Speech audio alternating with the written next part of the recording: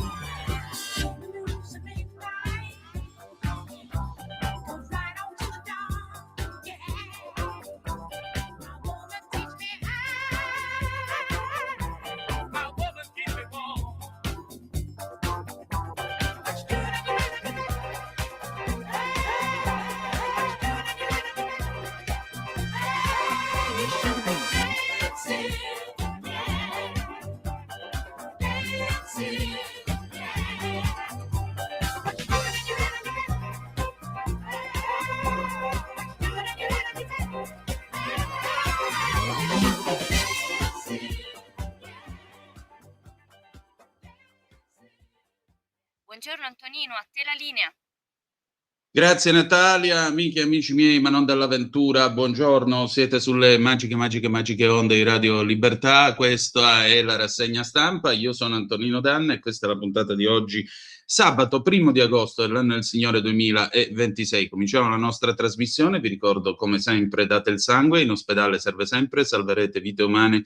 Chi salva una vita umana salva il mondo intero. Secondo appello radiolibertà.net, fesso chi non lo legge perché vi perdete un bellissimo giornale online dove ci sono liberamente il direttore responsabile Giovanni Sallusti, gli autodafè di Giulio Cainarca, la rassegna stampa, i semivarin, videopillole e molto altro ancora.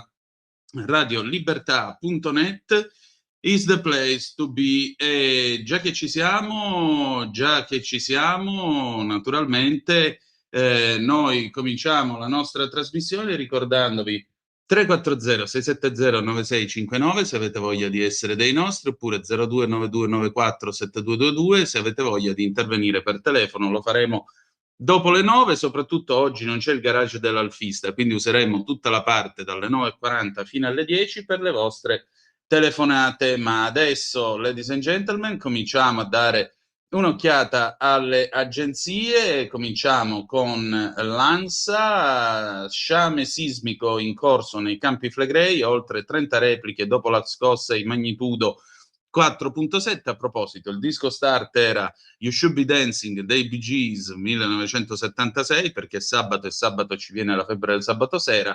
E poi voglio salutare e ringraziare ancora una volta la nostra Natalia. A Messina è stato recuperato il corpo della seconda vittima dall'edificio crollato, dice l'ANSA. Invece la notizia di apertura ci dice che sciame sismico in corso nei Campi Flegrei, oltre 30 repliche dopo la scossa di magnitudo 4.7.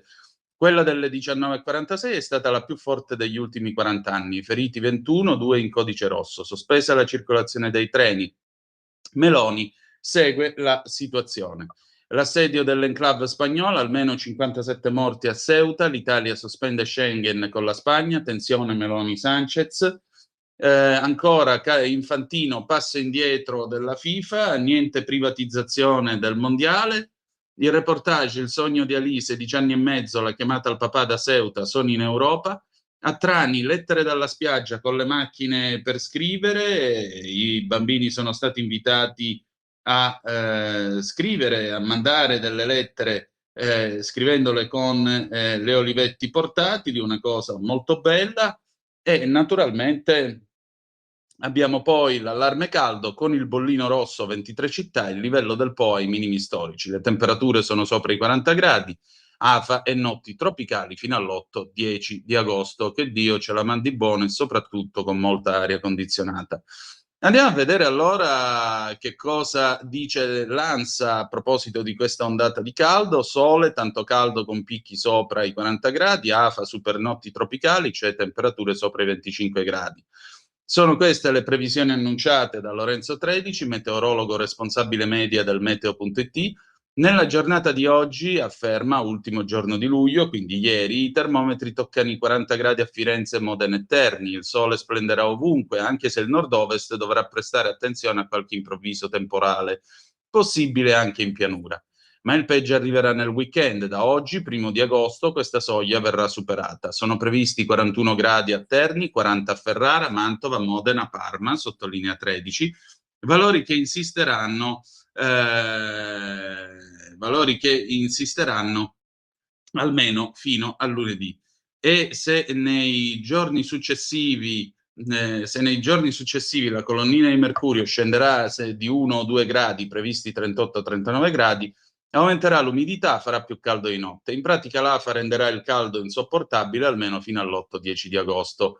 Termometri ancora in salita, se domani saranno 19 le città col bollino rosso di allerta del Ministero della Salute per le ondate di calore, domenica 2 di agosto le città in rosso saliranno a 23 su un totale di 27 monitorate. Le città più bollenti domani, cioè oggi, sabato 1 di agosto, sono Bolzano, Campobasso, Civitavecchia, Firenze, Frosinone, Latina, Perugia, Rieti, Roma, Torino, Viterbo, Bologna, Brescia, Cagliari, Milano, Napoli, Pescara, Venezia, Verona. Il 2 di agosto si aggiungeranno anche Catania, Genova, Palermo e Trieste. A Cremona il Po non è mai stato così basso, alle 20:10 di giovedì scorso, ha superato, cioè giovedì 30 luglio, ha superato il record negativo del giugno 2022, quando il livello si era attestato a 8 metri e 58 centimetri sotto lo zero idrometrico, scendendo a meno 8,59. Il livello si era già avvicinato al record lunedì notte, lo aveva sfiorato di nuovo mercoledì all'alba. Si tratta di una secca storica col valore riscontrato alla stazione di rilevamento AIPO sotto il ponte di ferro che collega il capoluogo lombardo alla provincia di Piacenza. Diamo un'occhiata anche alla BBC, eccola qua. La BBC apre con Infantino, la FIFA rinuncia al controverso piano di investimenti sul mondiale. L'organo che governa il calcio a livello mondiale, la FIFA, abbandona i piani di vendere delle quote nelle sue principali competizioni dopo l'ampia opposizione alla proposta del presidente Gianni Infantino. Eccolo qui.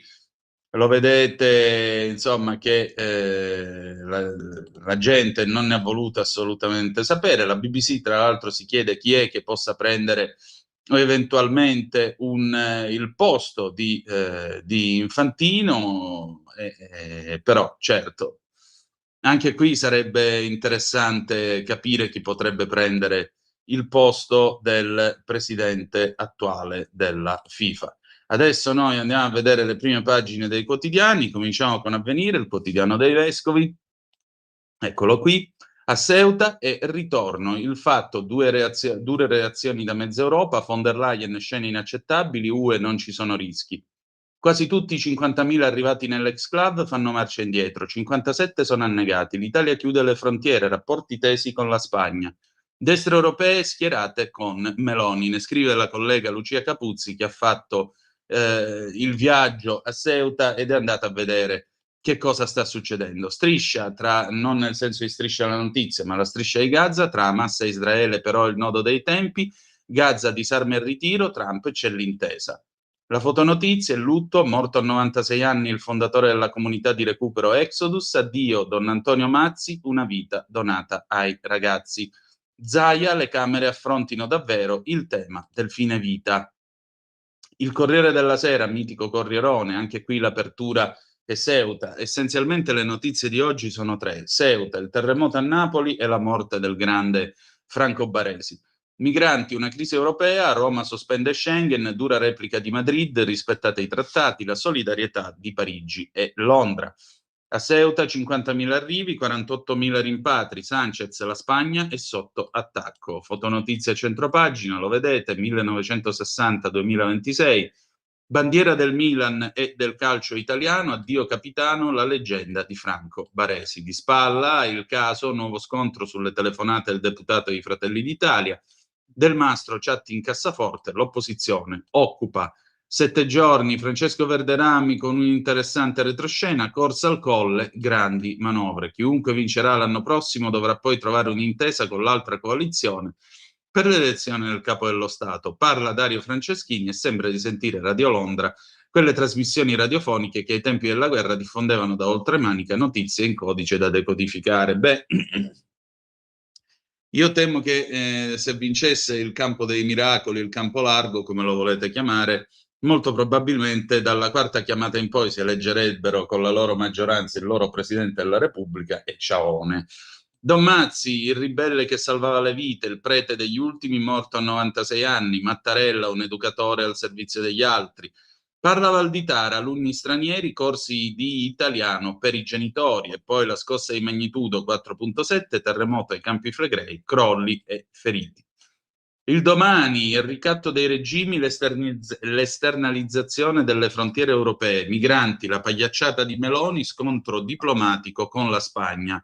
La Premier invoca la sicurezza nazionale, sospende Schengen con Madrid, l'UE scelta da motivare, e così dimostra di essere l'ariete di Trump e dell'estrema destra maga che attaccano il socialista. Sì, però mettetevi d'accordo perché invece c'è chi scrive che i marocchini sono stati sobillati dagli americani per compiacere Trump, quindi vedete un po' voi chi la vuole cotta e chi la vuole cruda.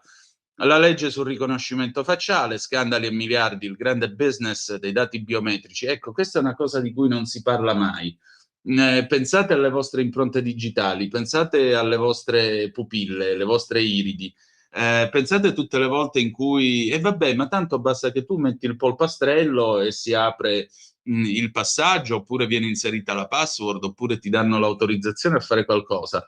Tutti questi dati poi che fine fanno? Chi se ne può servire? Se li rubano, possono entrare in casa vostra, possono scassinare il vostro conto e prendervi tutto. E poi magari affronteranno prima o poi il concetto delle biobanche, dove si lasciano i tessuti, dove si lasciano le cellule staminali e così via. Trump e il destino di Gaza, quell'accordo farlocco con Hamas. Il Fatto Quotidiano.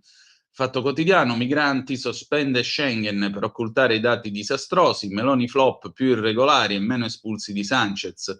Fra Spagna e Italia, Madrid sotto scacco del Marocco respinge 48.000 sbarcati su 50.000.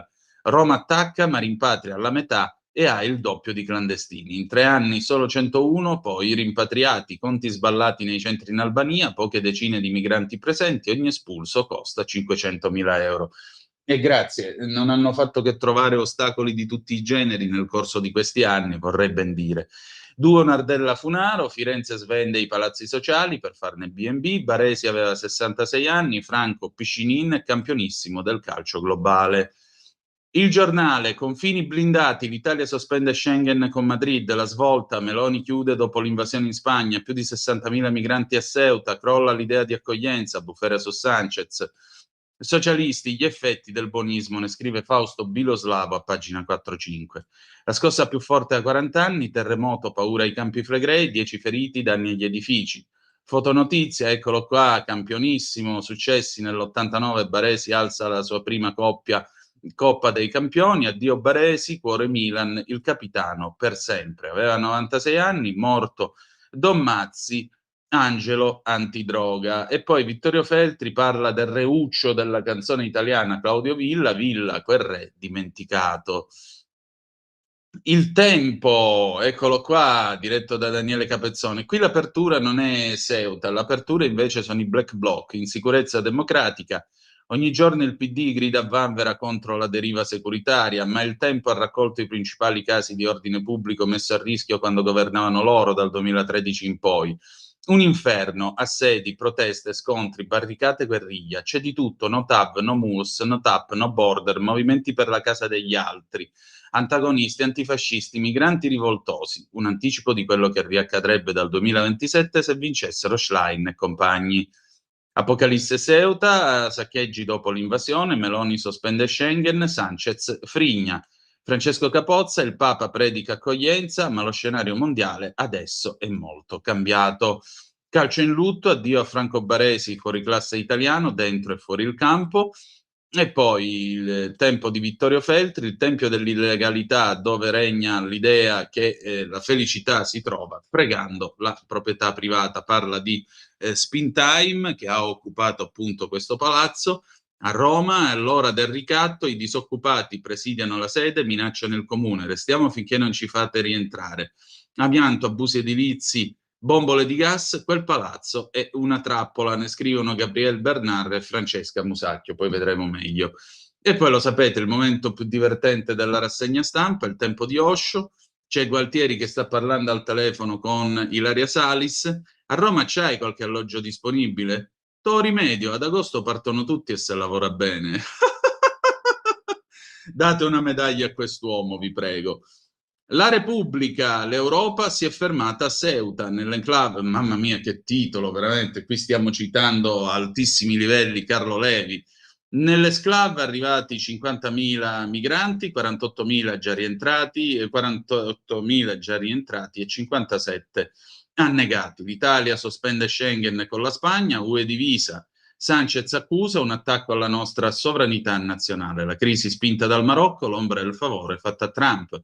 Il commento: Mosca, Maga, Meloni, la terza internazionale. L'analisi: immigrati a crescita in un modello virtuoso. Se la famiglia serve solo per gli slogan, abbiamo poi questo commento di Massimo Giannini. I Campi Flegrei, terremoto a Napoli, la scossa più forte, feriti e danni con tanta paura. E poi il povero Franco Baresi, capitano per sempre, leggenda del calcio, icona rossonera, se ne va a 66 anni. Martedì l'ultimo saluto, Milano è in lutto. La Stampa: l'Italia blinda le frontiere, lo scontro sull'immigrazione, le critiche dell'Europa, il leader americano: se vincono i Dem invasi anche noi. Ceuta, entrano 60.000 migranti, pugno duro del governo, quasi tutti respinti oltre il confine. Roma sospende Schengen con la Spagna. Sanchez, la solidarietà è facoltativa, i trattati no. Fotonotizia centropagina, l'incubo di Napoli, i massi caduti durante le scosse nei Campi Flegrei, paura a Napoli. Annuncio della Casa Bianca, ma Israele resta fredda. Trump, accordo su Gaza, Hamas rinuncerà alle armi. La notizia poi, ovviamente, la storica bandiera del Milan e della nazionale aveva 66 anni, addio Baresi, per sempre libero. Risico bancario, BPM si sfila, intesa più vicina a Montepaschi. La Verità: i poveri del reddito di cittadinanza grillino, 46 milioni ad assassini e terroristi in carcere. Pensate, tutto con i vostri soldi, offrite voi e io pure con le mie tasse. Ben 5.767 soggetti, ladies and gentlemen, fra detenuti e condannati, hanno incassato la mancia voluta da Conte. E che fai, non gliela dai? Il fallimento di Sanchez, faro di Schlein e compagni, ora basta, l'Italia chiude le frontiere, il Viminale blinda i confini marittimi e aerei con la Spagna dopo l'invasione di 50.000 marocchini a Ceuta, dove la gente si è ribellata contestando il premier iberico che ha regolarizzato 1 milione di clandestini. UE di traverso, la sospensione di Schengen va giustificata. E naturalmente alla Verità parla Santiago Abascal, un'interessante intervista del leader di Vox. L'Europa va difesa con fermezza anche con l'esercito. Donzelli, la Funaro dovrebbe andarsene, il sindaco colpevole o incapace sullo scandalo Airbnb a Firenze. Fotonotizia: A centropagina, anche qui il campionissimo, Baresi è diventato un mito per onorare i genitori. L'immobile occupato, spin time, idem si confermano contro la legge per gli abusivi, tutti la imitano, ma social vietati agli adolescenti in Australia è stato un fiasco. E poi il cameo di Riccardo Ruggeri che scrive della sua Lilli. Lilli non è morta, si è solo allontanata da casa. Un grande abbraccio a Riccardo Ruggeri e alla sua Lilli. Libero, tutte le novità sulle tasse, 3 decreti in arrivo, poi volevano rifilarci i migranti, il Ceuta invasa, il Rosso Sanchez contestato, promette di cacciare i marocchini, poi si infuria perché l'Italia blocca Schengen, il PD si schiera con Madrid. Bloccati gli accessi, allarme attentati in galleria a Milano, stupore e qualche disagio in centro a Milano, dopo che ieri mattina il NUIR, nucleo intervento rapido della polizia locale meneghina, ha provveduto a sorpresa al posizionamento di alcune grosse barriere di sicurezza all'ingresso della galleria Vittorio Emanuele.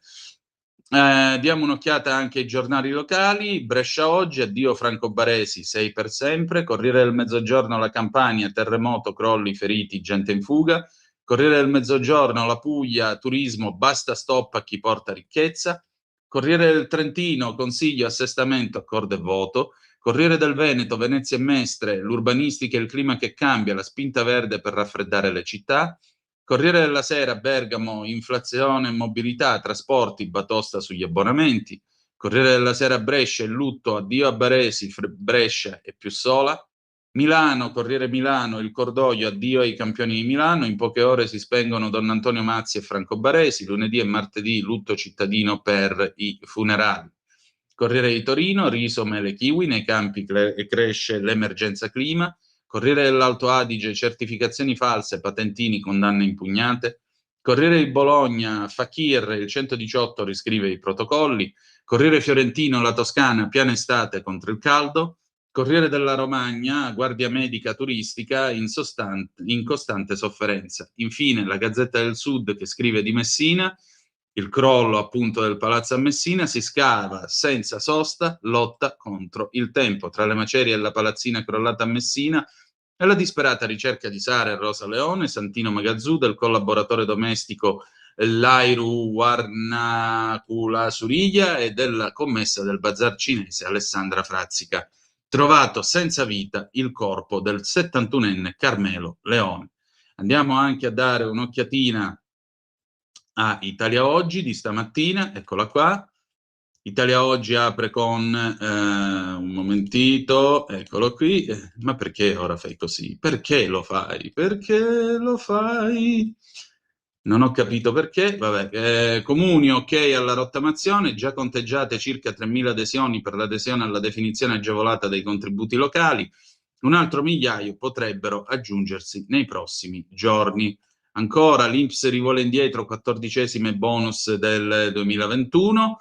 Poi abbiamo in alto il welfare italiano tanto criticato, il migliore rispetto a quello di tutti gli altri grandi paesi, ne scrive il professor Marcello Gualtieri a pagina 4, lo conoscete tutti, voce di Pop Economia Rumore della brava Alessandra Mori. Corte dei Conti, partecipate amministratori remunerati in base a risultati e dimensioni. E poi abbiamo il diritto e il rovescio, come sempre implacabile, del direttore Pierluigi Magnaschi. Harry Truman, alla fine del suo mandato di presidente degli Stati Uniti, si ritrovò praticamente in povertà, con un reddito di $34.000 che scese a 13.000 l'anno successivo, ma si rifiutò sempre di mettere a frutto la sua ex carica di presidente con apparizioni televisive, incarichi societari e così via. Tanto che il Congresso, pochi anni dopo, approvò una legge per concedere una pensione agli ex presidenti. Donald Trump nel 24 dichiarò ricavi per 622 milioni, saliti a 2,2 miliardi quando è diventato presidente per la seconda volta. Non solo lui, ma tutta la sua famiglia e i suoi amici più intimi si sono arricchiti in modo vergognoso, sfruttando prestigio, discrezionalità e potere del presidente degli Stati Uniti.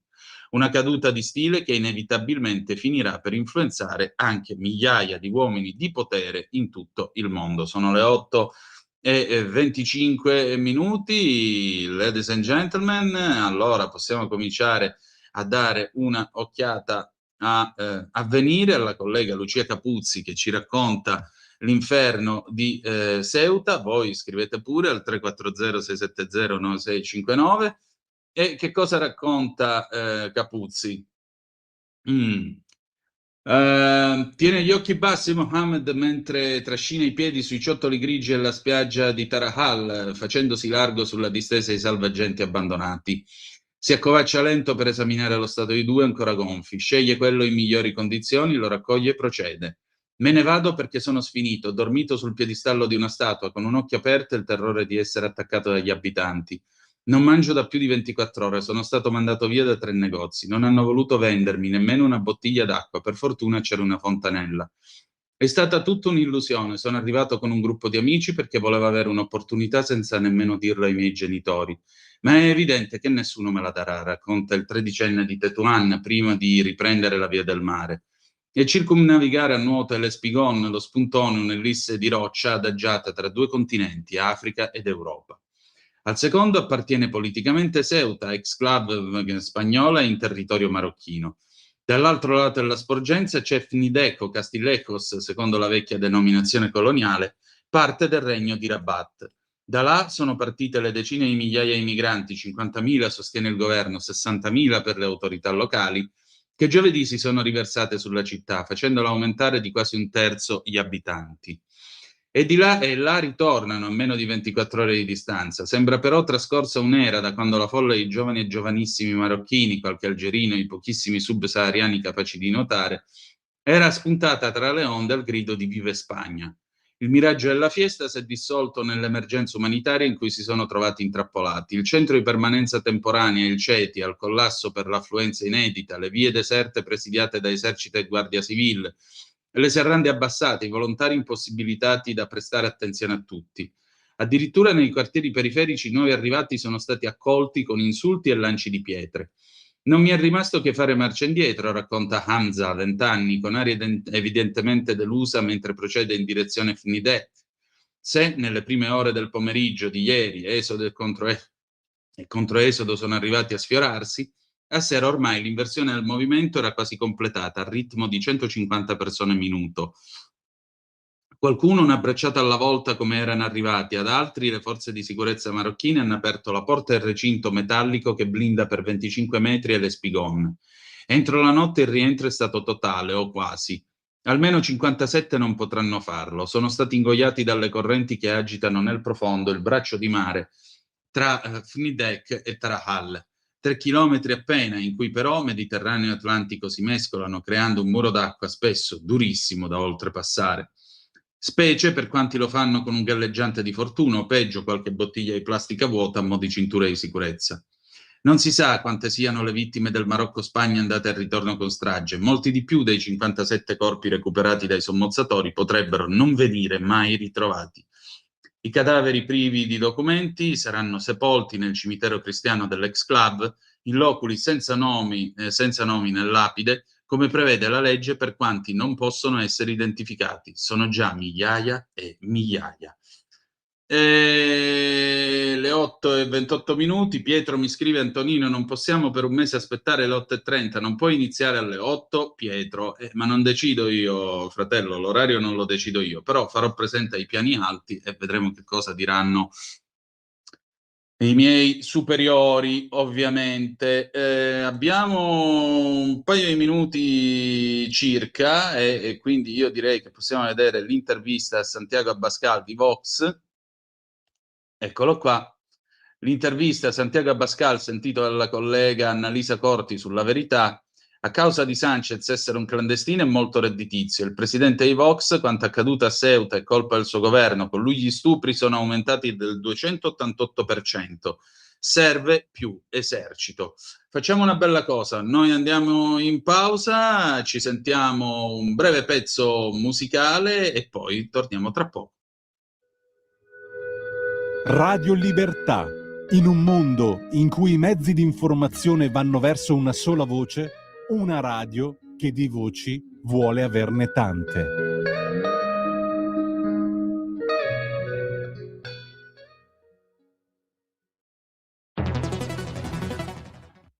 C'è chi te la racconta sbagliata e chi te la racconta male. C'è chi te la racconta tagliata e chi te la racconta al contrario e chi non te la racconta affatto. QDS te la racconta giusta. Ogni giorno la tua terra, il suo presente, le sue attese, la sua volontà di rinascita. Leggi, abbonati, scegli il Quotidiano di Sicilia. L'informazione giusta per crescere insieme.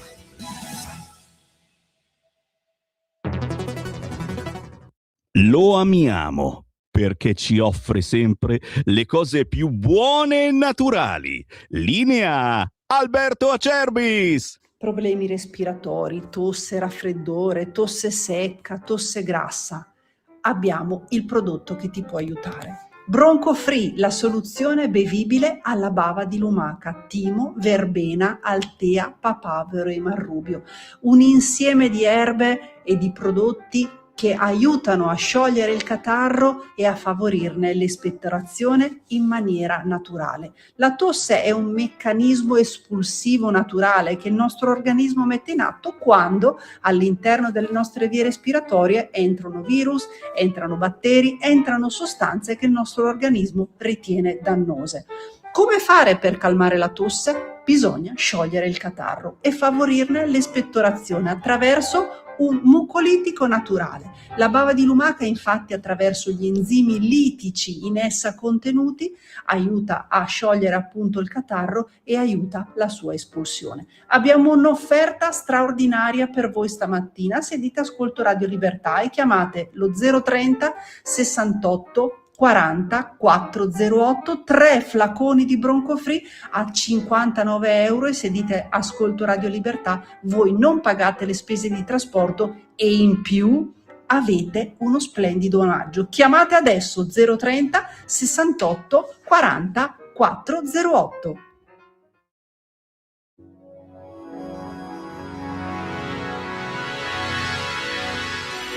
Music is the key to fall in love. Music is the answer of the world. Music is the power to survive when I feel down. Even if I'm wasting all my time trying to catch a face out of my mind, the sound that takes you back into my heart, into my soul.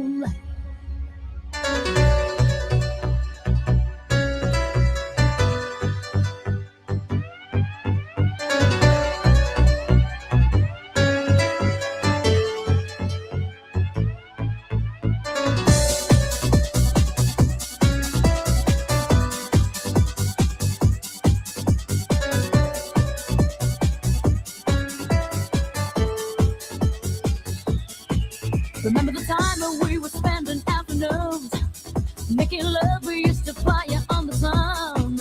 With all the days we broke the rules, we jumped the wall. You know that I will never lose your love.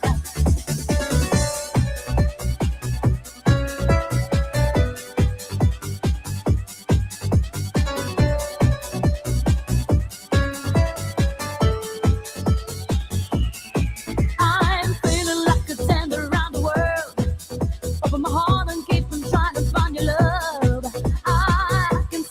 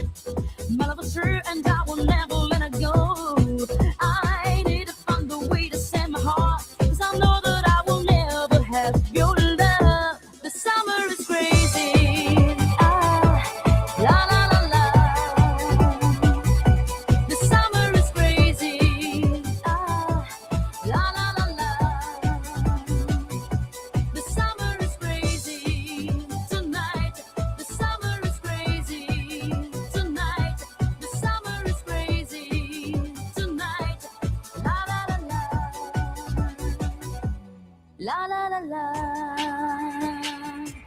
La la la la. La la la la. A te la linea, Antonino. Grazie Natalia, alle 8:35 minuti, una manciata di secondi sulle magiche onde di Radio Libertà. L'avete ascoltata, la voce di Alessia Aquilani da La Spezia, in arte Alexia, era The Summer is Crazy, 1996, l'estate dei miei lontani ormai, ahimè, 16 anni. Quell'estate comprammo l'appunto, niente di meno, mi ricordo, demmo dentro l'R4 e ci pigliammo l'appunto, che meraviglia. E io non vedevo l'ora di arrivare a 18 anni, fare la patente e andare in giro con quella bella macchinetta. Poi in realtà la patente l'ho fatta a 20 anni. Ma detto ciò, 340-670-9659 se avete voglia di dire la vostra attraverso la zappa o WhatsApp.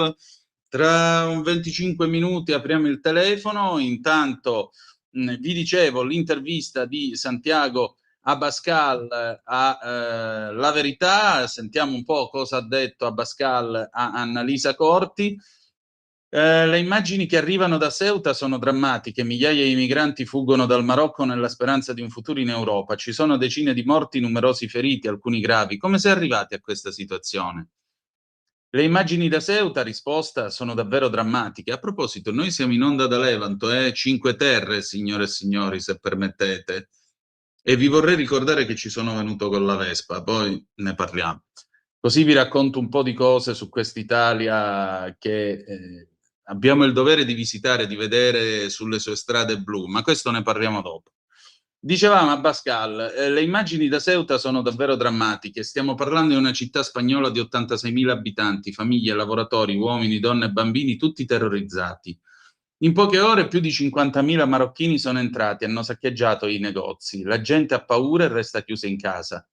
Un'emergenza nazionale che è il risultato di anni di sofferenza sotto un governo guidato da Pedro Sánchez, che ha svenduto i nostri confini e ha abbracciato una politica di porte aperte e immigrazione di massa. Il governo spagnolo ha fatto la cosa giusta inviando l'esercito per cercare di contenere questo esodo. Il governo non ha inviato l'esercito, le truppe per le strade sono quelle che c'erano già a Ceuta da anni, chiediamo che vengano inviati e schierati più uomini. E una volta schierati dovrebbero avere ordini precisi per difendere i nostri confini con tutte le forze contro quella che è un'invasione e una violazione della nostra sovranità. In questi giorni abbiamo parlato con molti agenti di polizia e membri della Guardia Civile e militari, tutti si sentono impotenti. Lei ha dichiarato che è necessario espellerli subito, con ogni mezzo necessario, invitando il popolo a farlo da solo se il governo non li aiutasse. In questo modo non si rischia di istigare gli abitanti di Ceuta a un bagno di sangue?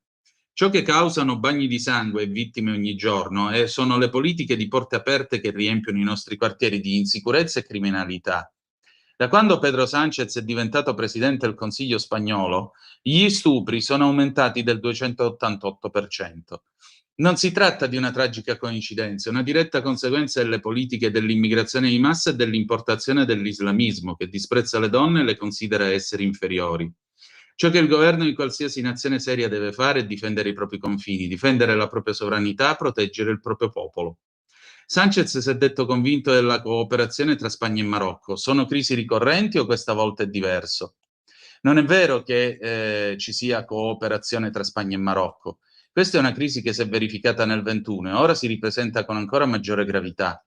Entrambe le volte il problema era lo stesso. La Spagna è un governo debole e asservito, incapace di difendere gli interessi del nostro paese.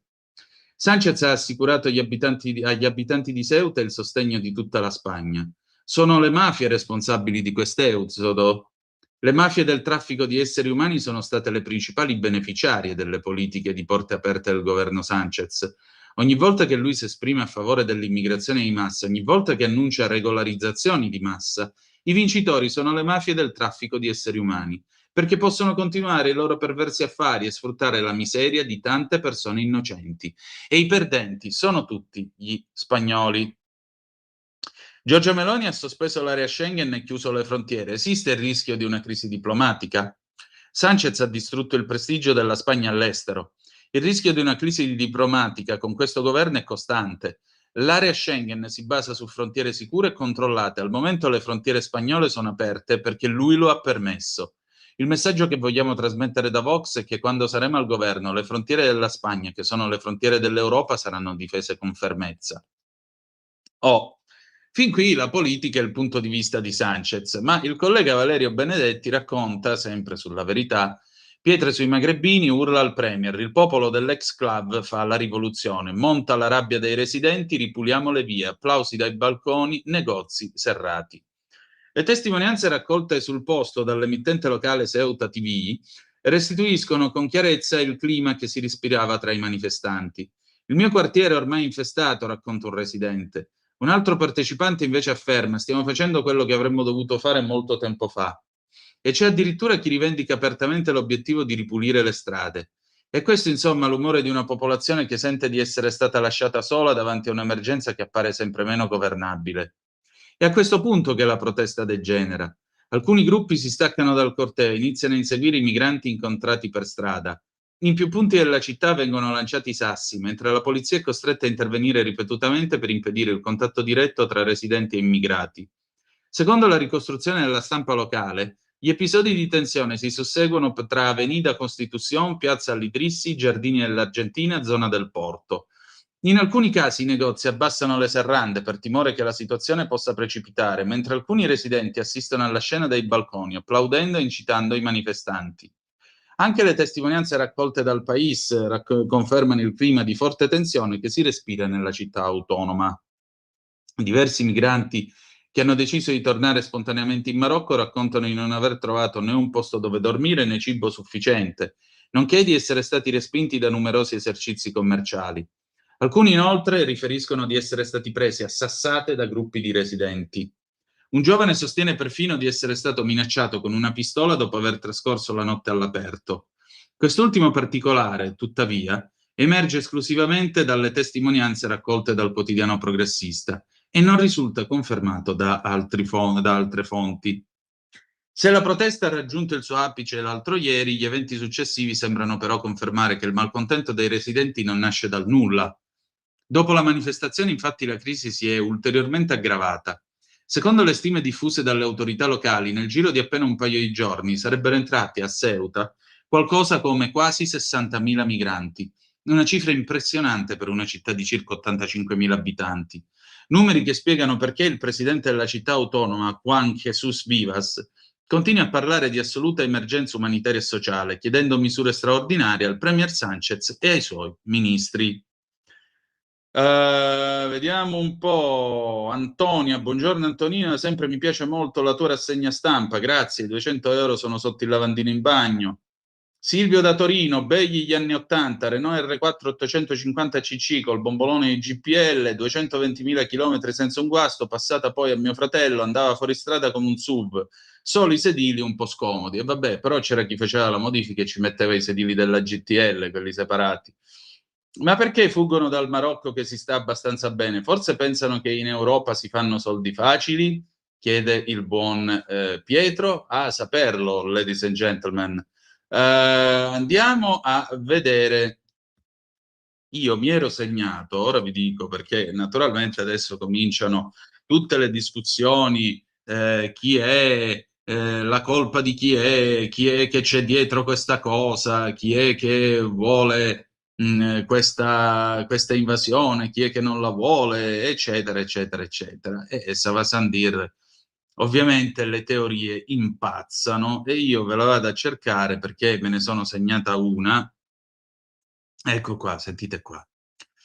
Allora, l'analisi di Leonardo Martinelli per Repubblica, la crisi spinta da Rabat per colpire Madrid e compiacere Trump. I rapporti con l'Algeria irritano il Marocco, alleato del tycoon in rotta con la Moncloa. C'è chi parla di attacco ibrido, pensate un po' voi. Una ripicca del Marocco contro la Spagna, colpevole di riavvicinarsi agli odiati algerini. Sullo sfondo l'eterna questione del Sahara occidentale, ex colonia spagnola occupata all'80% dalle autorità di Rabat. Sarebbe una delle spiegazioni del recente afflusso massiccio di migranti a Ceuta, l'esclave spagnola della costa marocchina. Non solo, pure la volontà di assecondare Donald Trump, che vede la Spagna di Pedro Sánchez come fumo negli occhi, costituirebbe una delle ragioni segrete di questa strana crisi migratoria. Mettere in difficoltà quel paese così odiato dalla galassia maga sarebbe un regalo del Marocco, l'alleato più fedele dell'area degli USA, che ha da poco battezzato la nuova autostrada attraverso il Sahara occidentale Donald J. Trump Highway. Dall'inizio del 2026 non era stato segnalato nessun migrante in arrivo nell'ex-club, in un solo giorno invece si è giunti a 60.000. È chiaro, le autorità marocchine hanno allentato i controlli, come peraltro testimoniato da alcuni migranti ai media internazionali. Siamo stati incoraggiati ad attraversare il confine dalle autorità marocchine. L'ultima volta era avvenuto nel 21, quando in 2 giorni erano sbarcati a Ceuta più di 10.000 giovani migranti. Eravamo allora nel pieno di una crisi diplomatica tra Madrid e Rabat sul Sahara occidentale. La Spagna aveva accolto Brahim Ghali, il leader del Polisario, perché fosse curato in ospedale. Si tratta del fronte che combatte da sempre per l'indipendenza del territorio e della sua popolazione, Sahrawi. Fino ad allora la Spagna aveva appoggiato il progetto di un referendum di autodeterminazione dei Sahrawi, voluto dall'ONU, osteggiato da Rabat. Nel 2022 però la Moncloa ha cambiato posizione, virando sul piano marocchino di autonomia del Sahara occidentale come partner integrante del suo regno, al pari di USA, Francia e altre maggiori potenze. Come per miracolo i flussi migratori verso la Spagna si erano arrestati. Perché ricominciano? Una delle ragioni potrebbe essere il viaggio ad Algeri di Sanchez dello scorso 20 luglio. Erano 4 anni che un premier spagnolo non ci andava. Nonostante il Sahara occidentale, sul quale ora Algeria e Spagna non sono più allineate, Sonatrach, il colosso pubblico algerino degli idrocarburi, è diventato primo fornitore di gas di Madrid. La visita di Sanchez non ha portato nessuna novità sul territorio e sul tema il Marocco ha già vinto un'altra battaglia, quando il 31 ottobre del 25 il Consiglio di sicurezza dell'ONU ha approvato una risoluzione che considera il piano di autonomia marocchino riferimento per la pace nell'area. Ma la visita potrebbe aver indispettito Rabat. Vediamo. Ecco qua, poi, signore e signori, altro retroscena, sempre di Repubblica. I contatti con Abascal e l'ordine di scuderia, mettere Pedro nel mirino. Quindi pensate, è la Meloni che ha chiesto ad Abascal di attaccare Sanchez. La leader isolata in UE sente von der Leyen, asse con la danese Frederiksen su altri hub modello Albania, l'attenzione del Quirinale. A Palazzo Chigi si aspettavano una reazione, tanto che il nostro ambasciatore a Madrid, ricevuto dal Ministero degli Esteri iberico, ha sostanzialmente preannunciato in via riservata quanto il nostro esecutivo avrebbe formalizzato nelle ore a venire. Il blocco di Schengen per la Spagna, ma solo per i cittadini extra UE. La mossa di Meloni è tutta politica, inasprita da un dossier elaborato dall'Ufficio Studi di Fratelli d'Italia, propagine della comunicazione che fa capo al sottosegretario Giovan Battista Fazzolari. Il dispaccio spedito a tutti i parlamentari mette nel mirino il primo ministro spagnolo. Emblema, si legge, del fallimento del modello porte aperte della sinistra. Il report mette nero su bianco accuse rugide nei confronti di Sanchez, accredita esplicitamente la teoria del ricatto del Marocco nei suoi confronti, nonostante le smentite del Ministero degli Esteri spagnolo circa le connessioni tra gli arrivi in massa a Ceuta e la visita di Sanchez in Algeria, storico rivale di Rabat. Il Marocco sa perfettamente che la Spagna dipende in modo vitale dalla sua cooperazione per bloccare i flussi irregolari. È proprio per neutralizzare questa leva di ricatto che nel 2022 Sanchez è arrivato a tradire le aspirazioni degli indipendentisti del Sahara occidentale, si legge. Un altro passaggio rivela a quale appiglio il Viminale si è richiamato per giustificare la sospensione di Schengen per la crisi in un territorio, Ceuta, in cui l'accordo di libera circolazione dell'UE non è applicato, tanto che nessuno dei 50.000 arrivati nelle ultime 48 ore ha raggiunto il continente europeo. È un precedente datato, risale al 18, quando operazioni condotte da Europol e forze dell'ordine spagnole hanno smantellato reti criminali marocchine radicate anche in territorio italiano, dedite al traffico di clandestini e droga attraverso Gibilterra. Una rete che, dopo aver fatto varcare la frontiera di Ceuta con documenti falsi ai migranti dietro pagamento, ne curava il trasferimento verso i parenti e i contatti in Italia e in Francia. Insomma, questa è poi chi c'è? Scusate un attimo, questo è il responsabile degli esteri PD, Giuseppe Provenzano, che dice: propaganda pericolosa, la Premier è un agente dei MAGA. Vabbè, PD proprio. La Premier è un agente dei MAGA, mamma mia, vabbè. Cioè, io tra 5 giorni compio 46 anni, no? E uno dice 46 anni sono parenti di 50, insomma, uno dovrebbe aver raggiunto una certa stabilità, come potremmo dire, una certa serenità interiore, ecco, mettiamola così. Ma vi giuro che quando leggo cose di questo genere, la mia serenità interiore va seriamente a farsi benedire, non so voi, ma vabbè, sic transit gloria mundi, diceva qualcuno. Oh, c'era Luca Zaia che parlava di... Chiudiamo questa parentesi su Ceuta, poi se volete ne parliamo quando telefonerete, dopo le 9, pagina 8 di Avvenire. Torniamo un attimo qui su Avvenire. C'è Luca Zaia che dà questa intervista ad Avvenire e dice: io penso che in Italia bisogna uscire da una grande ipocrisia. Il fine vita è una realtà, è una condizione dei nostri concittadini sofferenti.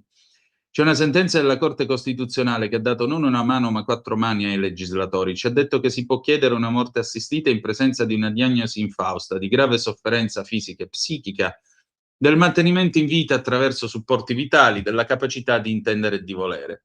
Far finta che questo non esista, che la Corte non abbia parlato e ripetutamente sollecitato una legge è una grande ipocrisia. Il tema però che la investe come massimo rappresentante del Consiglio Veneto è che il proliferare di iniziative legislative regionali non sta aiutando il Paese a venire a capo di un problema che interpella le coscienze. Non sono d'accordo con chi dice che le regioni stanno creando il caos e voglio spiegarlo. La sentenza della Corte ha 2 problemi. Mancano i tempi di risposta rispetto all'istanza di un cittadino e non stabilisce se la sanità pubblica debba fornire il farmaco. Le regioni non stanno facendo leggi per autorizzare o negare il fine vita, stanno facendo leggi su questi 2 punti e dove cedono la consulta sta intervenendo delimitando il campo. Insomma, lei dice si puntano i riflettori sulle regioni che stanno determinando delle procedure, mentre i riflettori dovrebbero essere sul Parlamento. Parlamento in cui oggi la maggioranza è del centrodestra, la sua parte politica. In Parlamento su questi temi bisogna votare con libertà di coscienza. Nel centrodestra e nel centrosinistra ci sono sia contrari sia dubbiosi, sia favorevoli. Quando il Consiglio Veneto ha bocciato la legge dell'associazione Coscioni, io ho votato a favore, ma la proposta non è passata per un voto. Io non ho fatto una sola telefonata per convincere un consigliere a votare come me. Ci deve essere assoluta libertà di coscienza. Prima ancora c'è il lavoro per avere un testo. E sa perché non ci si arriva? Perché nessuno compie gli atti conseguenti alle proprie convinzioni. Sei contrario? Presenta una legge per vietare il fine vita. Sei favorevole? Presenta una legge secondo te adeguata. Sei dubbioso? Scrivi anche tu una legge con tutti i limiti e i vagli che vanno messi. Quando non si fa questo, ripeto, vuol dire che c'è ipocrisia. Lei non teme un deragliamento che brecce aperte diventino poi buchi enormi? I dubbiosi sono coloro dei quali ho massimo rispetto, però a loro dico che bisogna anche guardare la realtà. In Veneto ci sono state 20 richieste negli ultimi anni, ne sono state bocciate 17. Ripeto, la consulta ha dato non una ma 4 mani.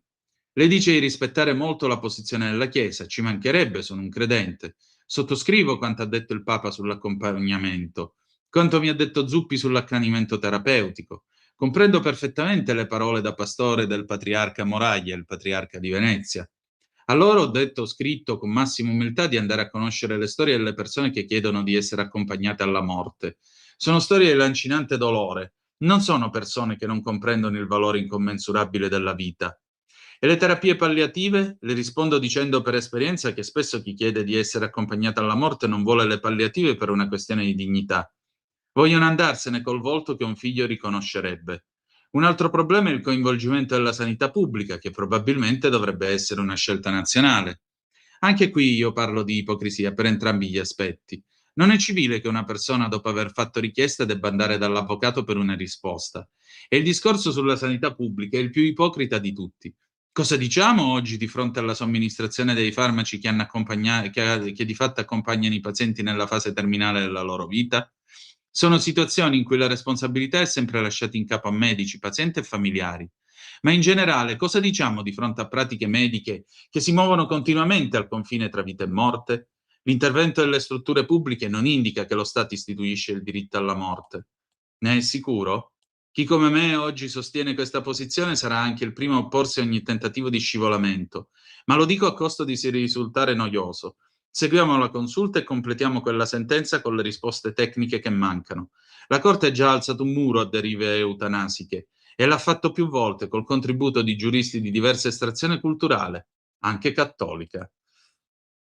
Tema estremamente complesso. Voi che cosa ne pensate? Come vedete questa situazione alle 8:55? Scrivetemi 340-670-9659. Tra 5 minuti andremo in pausa e ci sentiremo Giuni Russo con Alghero e il 1986 e poi naturalmente il telefono sarà aperto per voi. Andiamo a parlare un po' di Franco Baresi, va, che è giusto ricordare una figura straordinaria. Beppe Viola, signori, ci manca un uomo dell'intelligenza di Beppe Viola nel giornalismo sportivo. Era un intellettuale che faceva giornalismo sportivo, perché è stato tante cose Beppe Viola. Beppe Viola fece una battuta nel 77 dicendo: da oggi Baresi, Frede e Ventura sono i liberi più bravi d'Italia, più famosi d'Italia, i liberi più famosi d'Italia, perché c'era stato il processo di Catanzaro a Frede e Ventura per la strage di Piazza Fontana e lui fece questa battuta. Allora, ciao capitano, qua sul Corriere della Sera, è morto Franco Baresi, totem dell'Italia, eroe di un Milan piccolo e poi imbattibile, le origini contadine, la lettura del campo, il preferito di Silvio, quel piscinin che trattava con Berlusconi, Galliani, solo lui poteva farlo. Cosa dice Galliani? Non a caso Baresi è stato uno dei pochissimi giocatori a poter trattare direttamente col proprietario gli stipendi. L'ha raccontato in passato Adriano Galliani, grande narratore di aneddoti. Dell'immortale capitano ricordo una cosa: nei miei 31 anni da amministratore delegato del Milan ho sempre negoziato i contratti economici con tutti i calciatori, ad eccezione di uno, il capitano. Franco aveva l'onore e il privilegio di andare direttamente ad Arcore, trovava un'intesa col presidente Berlusconi, mi dicevano la cifra e io la battevo a macchina, come si diceva una volta. Ieri la D non ha nascosto il dispiacere, è un giorno di immensa tristezza per il calcio italiano. Ho condiviso con Franco, capitano coraggioso di una delle squadre più forti di tutti i tempi, momenti leggendari. Hai raggiunto il tuo presidente, sei per sempre. E dire che Franco non è stato uno degli acquisti della collezione stellare di Silvio. Quando la Fininvest ha acquistato il Milan, Franco c'era già, anzi l'ex proprietario Giussi Farina nell'86 voleva venderlo alla Samp per sanare debiti ed evitare di cedere il club. Per fortuna ho deciso di rimanere, ha successivamente commentato Baresi divertito. Peccato aver giocato solo 10 dei miei 20 anni da giocatore nel Milan di Berlusconi. È stato peraltro uno dei pochi a potersi permettere di fare battute al presidente. Ogni sabato Berlusconi si presentava a Milanello con una tuta blu. Sempre la stessa, o perlomeno così sembrava. Come ha rivelato Desagli, un giorno Franco disse: dai, presidente, non puoi indossare questa mise ogni volta. Ma Berlusconi non si è mai risentito, anzi, più di un'occasione non ha mai nascosto quale fosse il suo campione prediletto tra i 1000 comprati. E Franco, giocatore fantastico, uomo di un'onestà incredibile, amato e rispettato da tutti, anche dagli avversari. Scusate, ma la voce di Berlusconi ci voleva perché veramente con tanto affetto tutti e due. Solo la malattia non è riuscita a mandare in fuorigioco. Un capitano, c'è solo un capitano immenso, Franco Baresi, veramente immenso.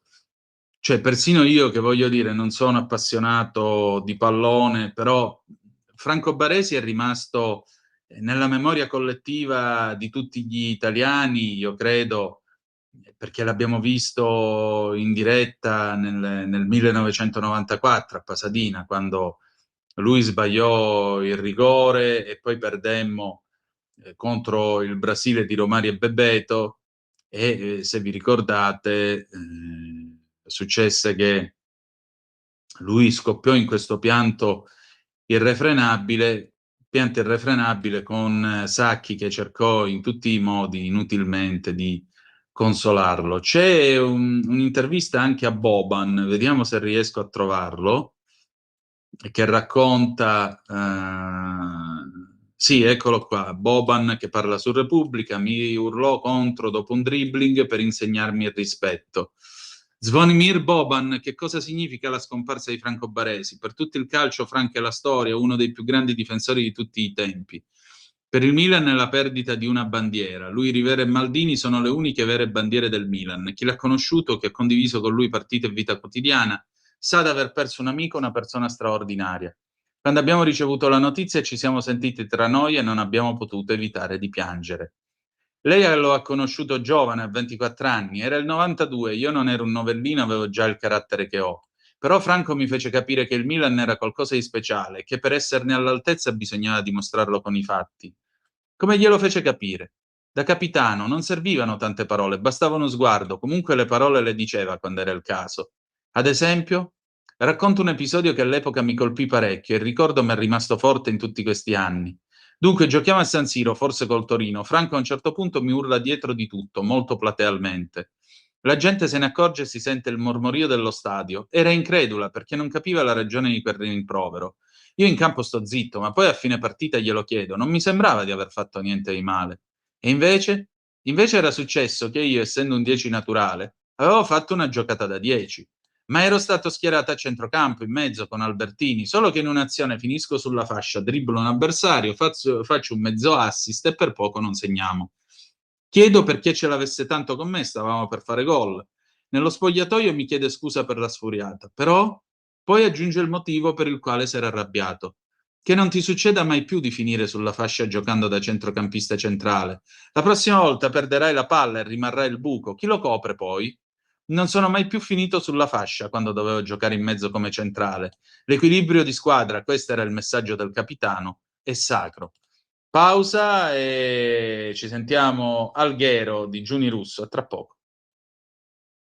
Sempre più liberi con La Tua Radio è il nuovo sito che mette in prima pagina opinioni, firme, notizie, uno sguardo nuovo e originale sui fatti che ci circondano. Il nuovo quotidiano online, semplicemente radiolibertà.net.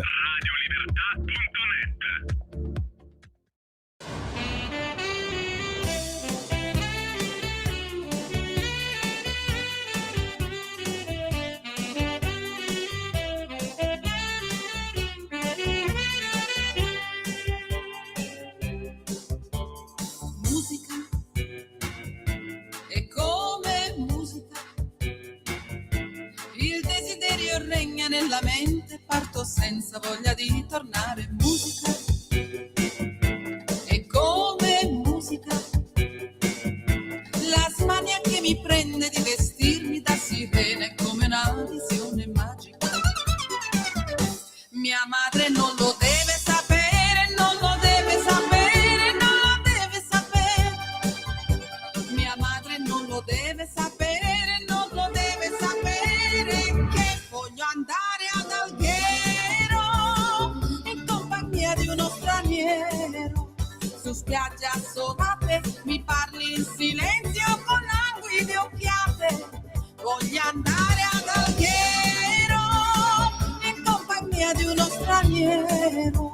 Le corse sfrenate su moto cromate di sera all'estate. Che scandalo da sola ad Alghero, da sola ad Alghero con uno straniero. Mia madre non lo deve sapere, non lo deve sapere.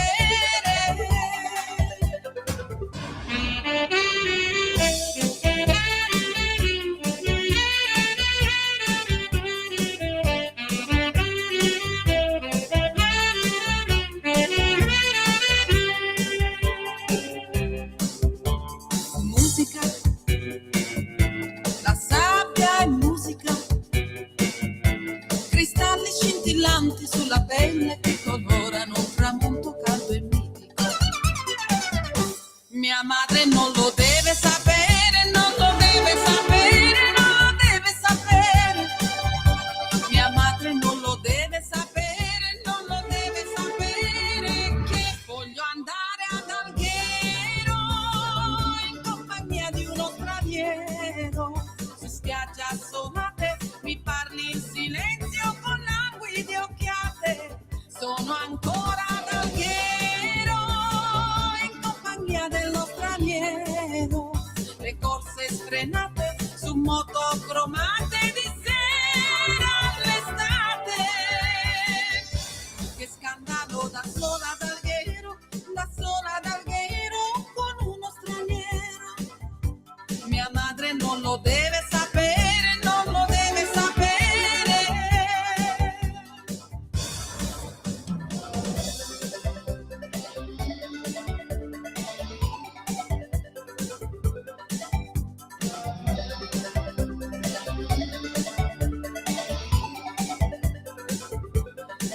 madre non lo deve sapere, non lo deve sapere, non lo deve sapere.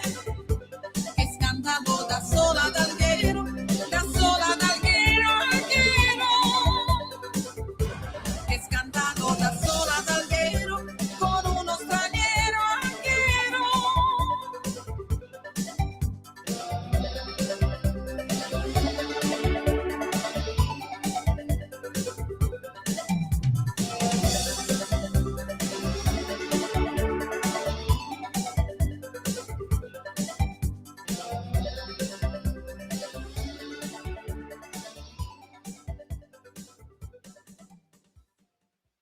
A te la linea, Antonino. Grazie Natalia, alle 9:06 in questo momento sulle magiche onde di Radio Libertà. Antonino Danna al microfono con voi per questa rassegna stampa di oggi, sabato 1 agosto. Facciamo una bella cosa, il telefono è aperto 0292 94 7222 se volete intervenire. Io intanto vi leggo qualche zappa che avete mandato al 340 670 9659. Allora, eccolo qui. L'Islam non serve agli occidentali, quelli che pensano di sfangarla tipo convertiti all'Islam, certa magistratura che si sente unta dal Signore e sinistra conniventi saranno i primi a essere eliminati fisicamente in quanto infedeli. Emilio, però non ti guardare troppi film prima di attaccarti alla tastiera a scrivere queste cose. Dobbiamo fare come la Svezia, che è passata dall'accoglienza senza se e senza ma a fuori tutti dalle balle. Emilio, ti svelo un segreto: siamo un paese che ha la testa in Europa e i piedi nel Mediterraneo. L'immigrazione va governata, se no è molto facile fare il tifo da stadio e dire remigrazione. Vi garantisco che non funziona così. Lorenzo Acomo, ciao Antonino, ciao Lorenzo. È strano vedere come questi flussi migratori riguardino quasi esclusivamente baldi giovani, anche minorenni di sesso maschile.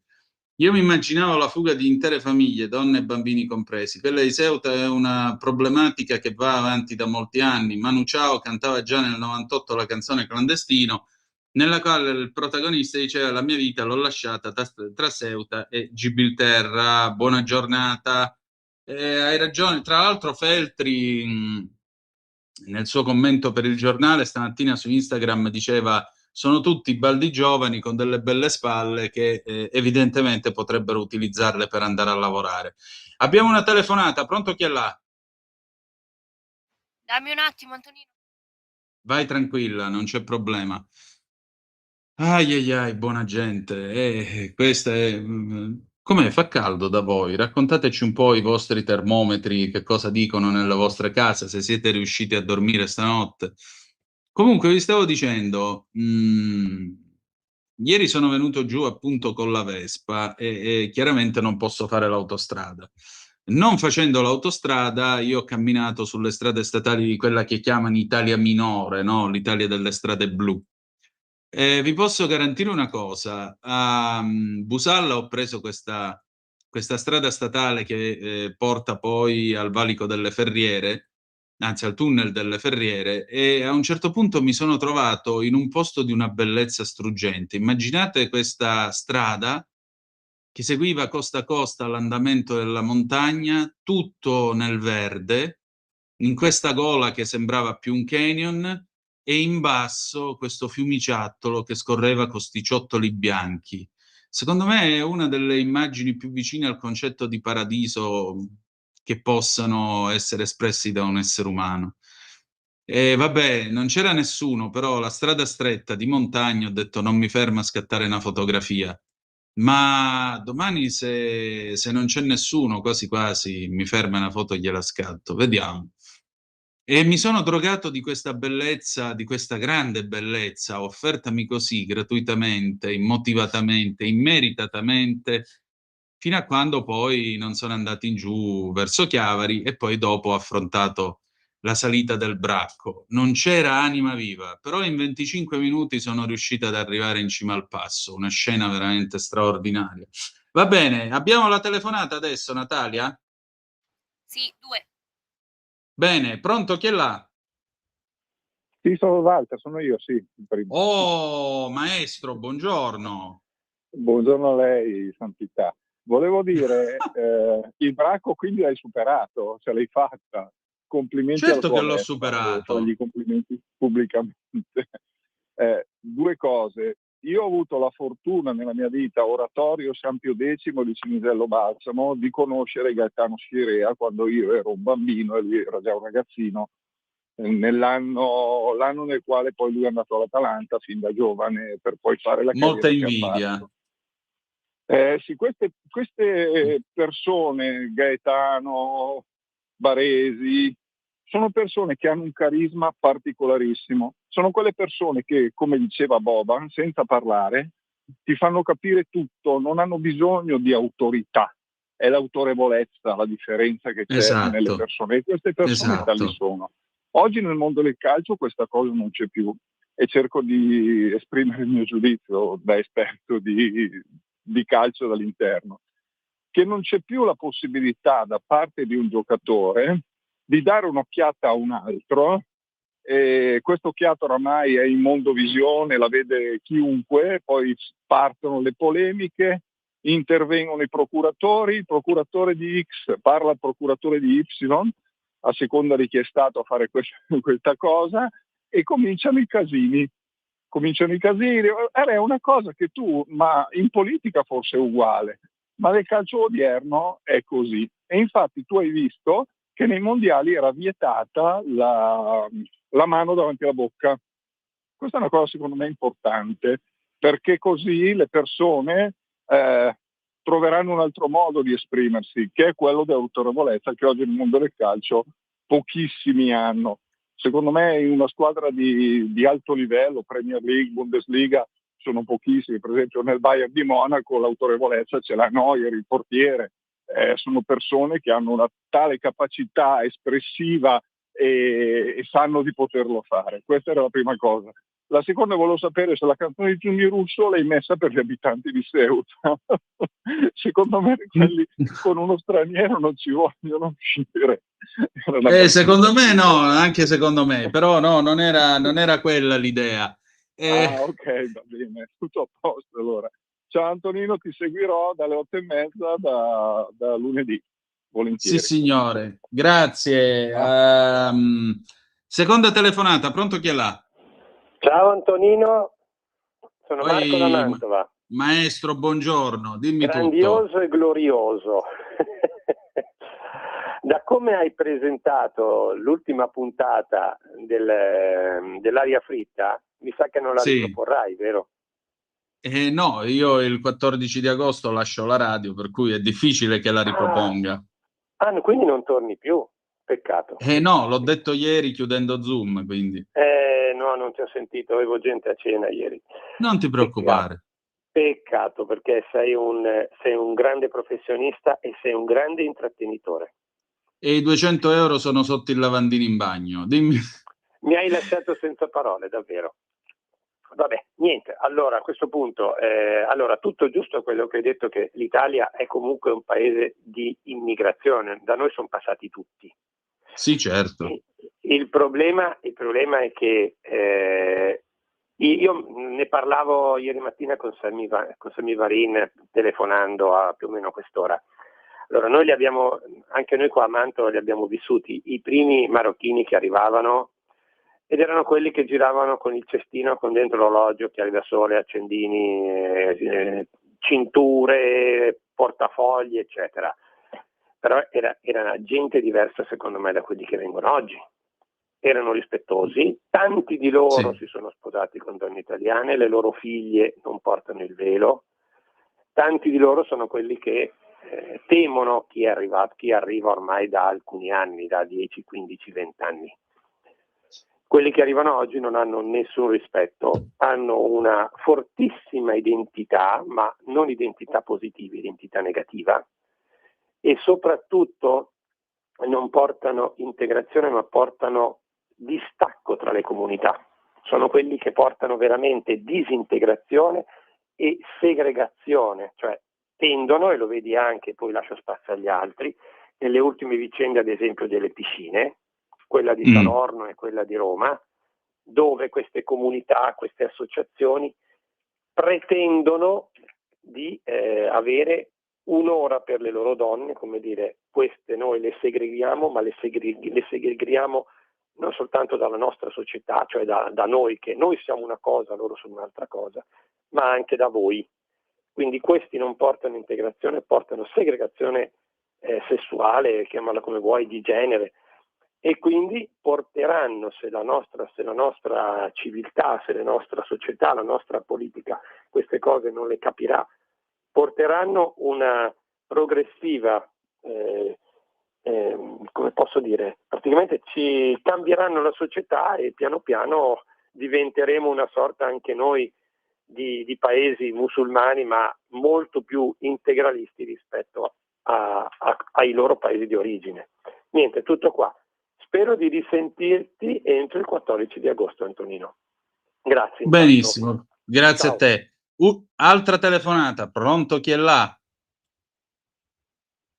Pronto? Hello? Sono in linea? Sì, buondì. Ok, buongiorno. Senta, io volevo dire questo. Vabbè, intanto mi associo al precedente ascoltatore. Anch'io sono molto dispiaciuta che non potremo più ascoltarla perché è un professionista come giornalista, ma anche come appunto diceva l'ascoltatore, come intrattenitore simpaticissimo, molto fine nelle battute, cioè ci mancherà molto.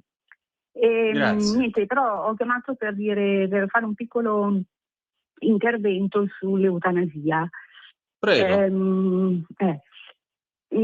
Secondo me dipende, cioè secondo me, io mi chiedo, no, se una persona in un letto da anni possa desiderare di morire, e secondo me la risposta di questo malato dipende solo ed esclusivamente dalle persone che ha vicino. Cioè, se il malato, e quindi dentro quest'uomo, dentro questo limite infinito che è la malattia, la morte vicina, ha vicino a sé, sente di avere vicino a sé delle persone che gli vogliono bene e che quindi si prendono cura di lui con tutti i suoi limiti, io penso che lui non desideri di morire, anche nelle condizioni peggiori. Se invece si sente abbandonato o si sente di peso per gli altri, e allora lì sì, lì si sente penso che desideri di farla finita. Per cui la legge sull'eutanasia, secondo me, è più una legge per i vivi, per quelli che stanno bene, per quelli che non hanno voglia dentro questa società di curarsi delle persone che hanno dei limiti che sono dati, tutti noi li abbiamo, anche quando siamo sani. L'uomo comunque è dipendenza ed è limite. Chiaramente, fin quando tu sei autonomo, tutti ti girano intorno. Quando inizi a non esserlo più, tutti si allontanano. Allora, cioè, facciamo una bella legge che noi, che più forti, possiamo eliminare. Io penso che in fondo questo sia l'eutanasia, la voglia di legiferare sull'eutanasia. Però può darsi che mi sbagli. No, è una visione che io condivido. Poi, il malato, io un'esperienza personale che ho fatto con mio padre, in un letto paralizzato non ne sono stati anni, sono stati dei mesi, però mi ha insegnato anche tanto. Quindi i malati possono anche insegnare. È che noi non abbiamo voglia di stargli vicino perché abbiamo le nostre vite. E quindi, è vero. Secondo me c'è una grande ipocrisia dietro alla voglia di legiferare sull'eutanasia, c'è una grande ipocrisia, cioè si vuole dire che il bene del malato, ma in realtà il bene di quello che non è malato, che è costretto, si sente costretto a stare vicino e non ha voglia di farlo, non se la sente, non so. Ecco, È vero. Ho finito. È così, sono d'accordo, è proprio così. Accanto a un letto di malattia si imparano tante cose. Se ne imparano molte e si vede anche l'essenza della natura umana, Poi, per carità, io non me la sento di condannare chi sente un dolore troppo atroce e dice fatemi l'iniezione, perché a quel punto ci sono delle decisioni a vita e morte che prendiamo solo noi ne portiamo il peso, solo noi ne risponderemo davanti a Dio se ci crediamo. Quindi questo deve essere molto chiaro. È altrettanto vero però che dall'altro lato sì, c'è questa nemmeno tanto sottile ipocrisia di chi dice vabbè, gli facciamo la puntura e la chiudiamo qui. Comunque io mi permetto di suggerirvi una cosa, su Netflix dovrebbe esserci ancora La Grazia, il film di Paolo Sorrentino, io l'ho visto la settimana scorsa, dategli un'occhiata perché credo sia un ottimo film in grado di darvi uno spunto molto interessante. Grazie. Buona... Ale. Sì, prego. Altra telefonata, pronto? Pronto? Sì. Sono io? Buongiorno. Sì. Sono Buondì. Paolo da Cagliari. Benvenuto Paolo. Giusto una parentesi su quest'ultima telefonata.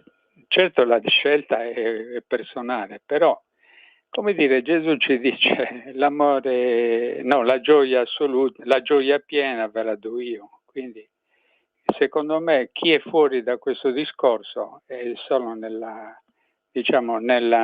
disperazione e nel disorientamento. Questo è giusto una parentesi su questo, poi certo le scelte sono personali. Ma io volevo fare un intervento fuori luogo, ma di molto anche, mi pare. Prego, Paolo. Il discorso degli avvocati e della come si dice, la gratuita, patrocinio gratuito, no? Sì. Gratuito patrocinio. Io non so se avete fatto caso quanto è l'ammontare di questo gratuito patrocinio. Io so solo una cosa per esperienza vissuta direttamente, ma viaggiano sui 4.000 euro ogni diciamo, procedimento.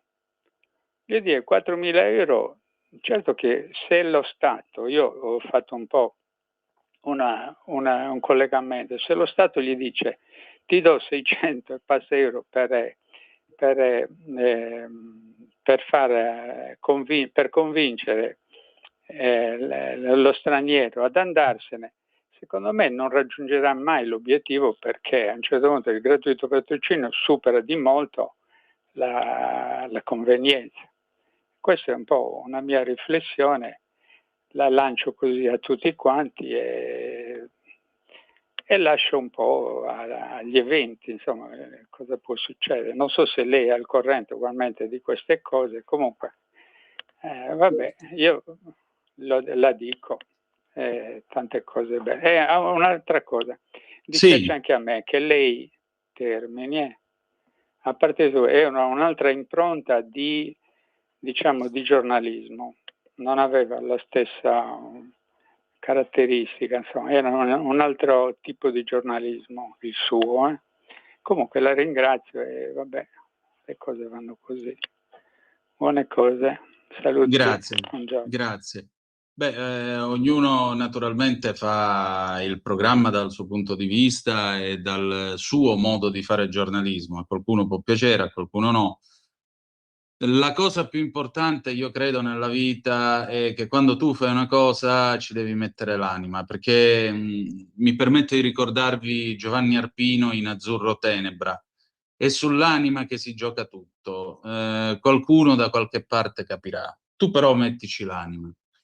Io ce l'ho messa. La radio, insomma, è una cosa che si fa solo se c'hai l'anima. Se non hai l'anima sei solo un tizio che legge delle cose davanti a un microfono, e probabilmente se io ora non ci mettessi l'anima potrei tranquillamente chiudermi nell'armadio a muro qua davanti a me e potrei continuare a parlare e dirmi che sono anche bravo, bello e sono un uomo di grande successo. Tutte cose ovviamente non vere. Per cui io l'anima ho cercato di mettercela, e siccome la radio, vedete, la radio è spietata per un motivo molto semplice, perché il microfono non è amico tuo, il microfono è il giudizio di Dio, è un'ordalia, perché se tu provi a fingere ad essere quello che non sei, tutti se ne accorgono dalla radio. La televisione è un'altra cosa, ma dalla radio, se tu sei finto, se tu sei costruito, La gente se ne accorge e gira la manopola. Io spero che chi ha girato la manopola nel corso di questi anni l'abbia fatto perché gli stavo sul cavolo, non perché ero finto o costruito. Tutto qui. Allora, alle 9:25 minuti, noi abbiamo ancora 5 minuti, poi abbiamo liberamente il nostro direttore responsabile Giovanni Sallusti e dopo torniamo a telefono aperto allo 0292947222. Se ci sono altre telefonate, Natalia, le passiamo pure. Ma mi sa che sì, c'è ancora? No, al momento no. Perfetto, vediamo un po' che altro ci avete scritto al 340-670-9659. Mi piace il tuo ottimismo, Antonino, ma se va avanti così penso sarai smentito. Medita, Antonino, medita. PS, mi piace smentirti, ma non sono proprio, come dici tu, un leone da tastiera. No, io, Erminio, lo sai benissimo che io non mi permetto, ho sempre detto che la polemica si fa sulle idee e non sulle persone, per cui è che certe volte quando, diciamo così, fai queste, come potremmo dire, questi scenari forse un po' apocalittici, ecco, diciamo che io non riesco a seguirti molto, ma questo è un mio limite. Vediamo un po', gentile conduttore Antonino, essendo per me sicuramente per altri particolarmente speciale, vorrei chiederle, può anche non rispondere, va in qualche altra radio, ci ripensi, grazie Pina da Monza Brianza. No, non è una radio. E comunque non sarebbe giusto parlarne né per dove vado né per dove sto, perché io sono qua e sono a Radio Libertà, punto. Abbiamo un'altra telefonata. Pronto, chi è là? Sì, buongiorno, sono Fulvio dalla provincia di Lecco. Benvenuto. Ascolti, sono molto dispiaciuto del fatto che lei vada via. Non sono mai stato sempre con lei d'accordo sulle sue opinioni, però... Ma che viva Dio, ma meno male! Ma meno male, Fulvio, perché io non ho bisogno del coro dei fedeli, io ho bisogno di teste pensanti. Lei è una testa pensante, lo dichiaro pubblicamente. Pia. Che cavolo. Devo darle poi 200 euro sotto il lavandino. Mi sa che stavolta sono io che li vengo a mettere subito. Esatto. Prego. Mi dispiace veramente. Due cose. Ho notato il filmato di Ceuta, insomma arrivano, li ho visti entrare come predoni all'interno dei negozi e svuotarli. Non so se ha visto questo. Io ho paura che sia un qualcosa di... non è casuale, e per me che 3 l'Iran, per me. Però a parte questo è una solamente mia ilazione, nient'altro. Quello che volevo chiedere, sulla base, su quello che era il suo programma preferito, il garage dell'artista, una domanda che volevo già farvi, ma non sono riuscito a prendere la linea. Quei 3 fari rossi che le macchine, mi pare, di nuvolari aveva, bombati, perché rossi? Perché quelle sono coperture. Poi se uno li leva i fari sono normali. Convinto, perché ho visto il modellino della Poker, bellissimo, che adesso sa Dio quanto costerà, quello in scala credo 1,6, lungo più di mezzo metro, erano proprio traslucidi. Anche perché strana sta cosa, no, che io sappia sono fari normali, anche perché se non fossero stati normali... Certo. Non avrebbero potuto salutare, come si dice, non avrebbero potuto salutare Varzi quando Nuvolari fece il sorpasso, che, ripetiamo, noi lo abbiamo raccontato dalla viva voce dei protagonisti. Non avvenne come beffa. No, io ho un'idea mia, ho peccato che lei non continua la trasmissione, quindi non la continua più, basta, è finita anche quella, ovviamente. No, io ho una mia idea, perché per me sono appunto dei fari con delle coperture non chiuse, non opache, ma traslucide, perché la luce rossa ha una particolarità unica, che non abbaglia e definisce alla perfezione i contorni. Quindi è probabile che se lei ha occasione di fare queste prove, vedrà che le luci rosse, per cui la strada, gli alberi così, non si vedeva il colore, ma li definiva alla perfezione. Io credo che meraviglia, può essere, credo, perché no? Però bisognerebbe chiedere a qualcuno che conosce bene la storia. Nient'altro, perché no? Questo. Mi spiace ancora, mi spiace moltissimo che lei vada e le auguro tanto bene e un continuo successo.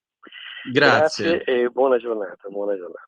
Di nuovo un abbraccio grande. Le 9:30, noi adesso ci fermiamo e adesso il nostro direttore responsabile Giovanni Sallusti con Liberamente. A tra poco, poi torniamo, non ve ne andate. Ascolta i tuoi programmi preferiti, le notizie, la musica che ami e non solo. Con l'app di Radio Libertà puoi interagire con i conduttori, anche quando sei in movimento. Non aspettare, cerca Radio Libertà nello store del tuo smartphone o tablet e scarica l'app gratuitamente. Radio Libertà, tutta la radio con te. Scopri di più su radiolibertà.net. Semplicemente la tua radio.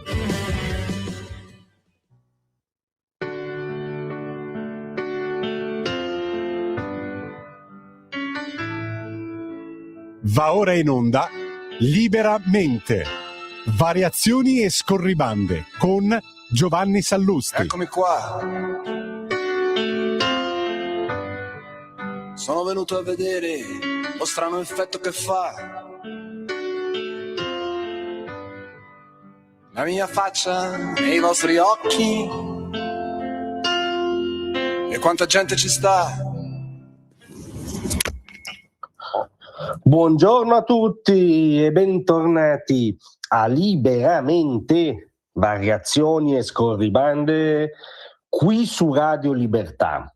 Allora, le immagini che ci arrivano da Ceuta, la città spagnola enclave nel Nord Africa, la città autonoma di Ceuta presa d'assalto letteralmente in queste ore da orde di immigrati clandestini dal Marocco, ci dice tante cose, ci racconta un fenomeno patologico che ormai incarna la patologia della nostra contemporaneità, ci racconta di un'identità in pericolo, ci racconta nei fatti, sia senza bisogno di scomodare scenari complottistici, ma in quella che fattualmente assume le dimensioni quantomeno quantitative di un'invasione, ci racconta anche però un dato politico sommamente inquietante e non più ignorabile, che è il seguente.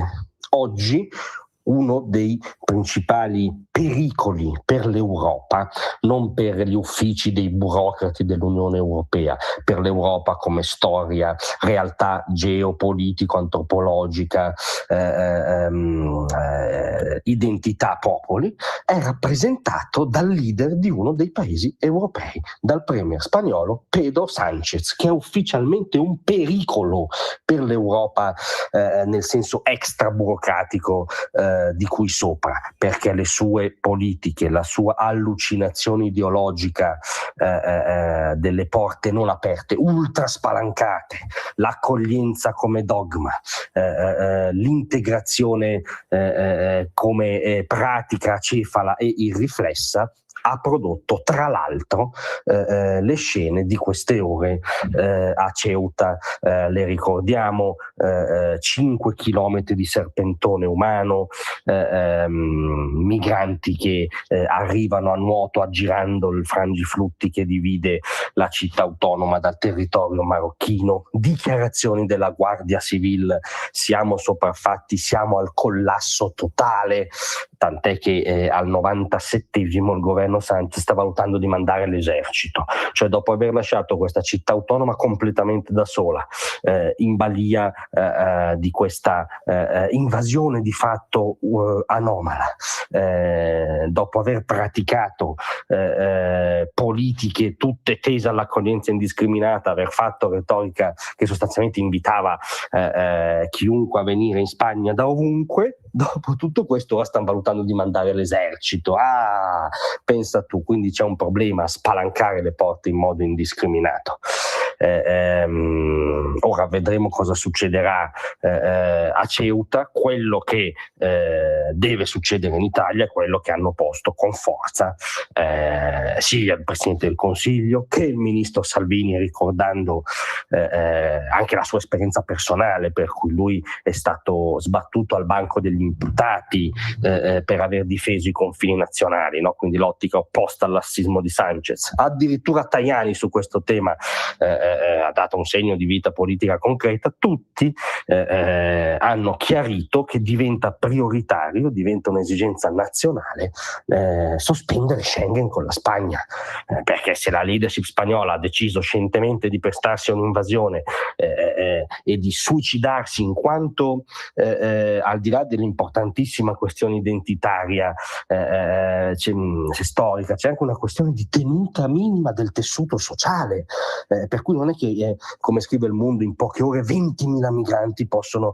irrompere senza alcun controllo o liceità per farlo in una cittadina autonoma piccolissima, perché proiettato su vasta scala è sì l'invasione di un continente, e quindi la sospensione di Schengen con la Spagna è un atto minimo di salvaguardia nazionale.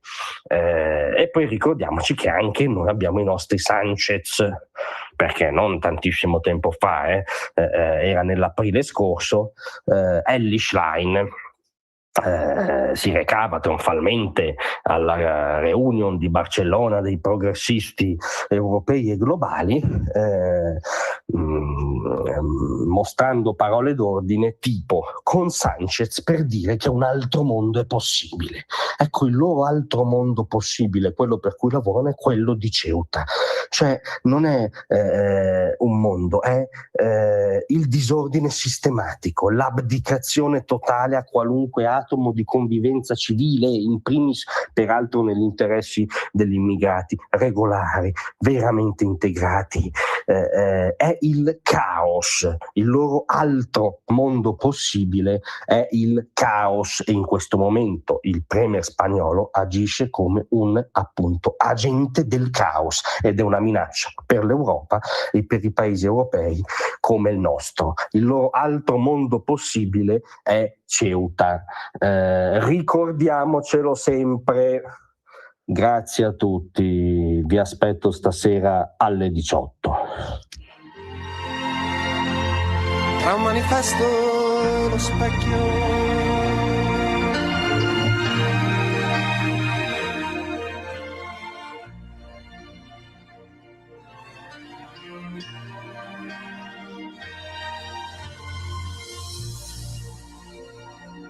Avete ascoltato Liberamente.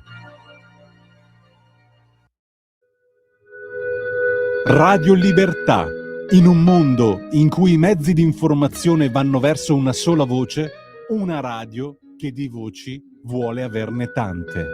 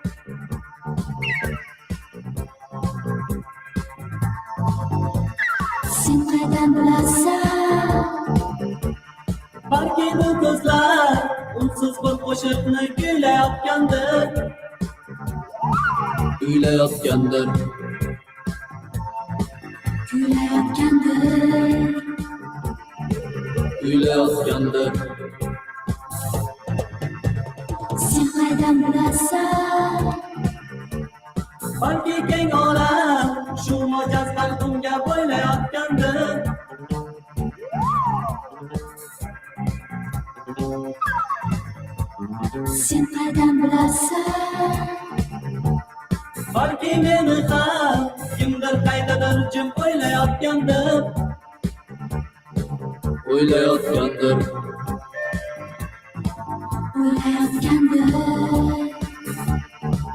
ويلات يندر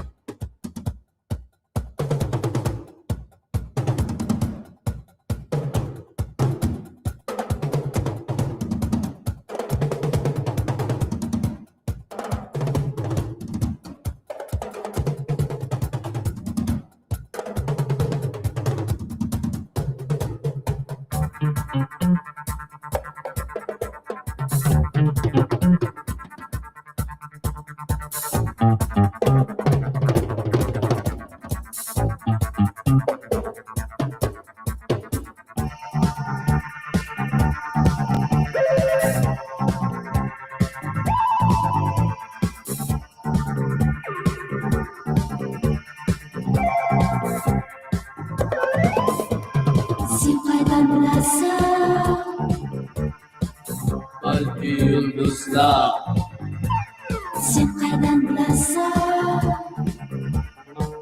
Qalbi bu kızlar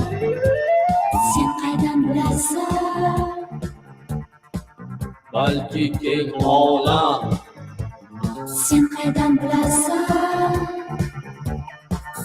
O'ylayot yandı O'ylayot yandı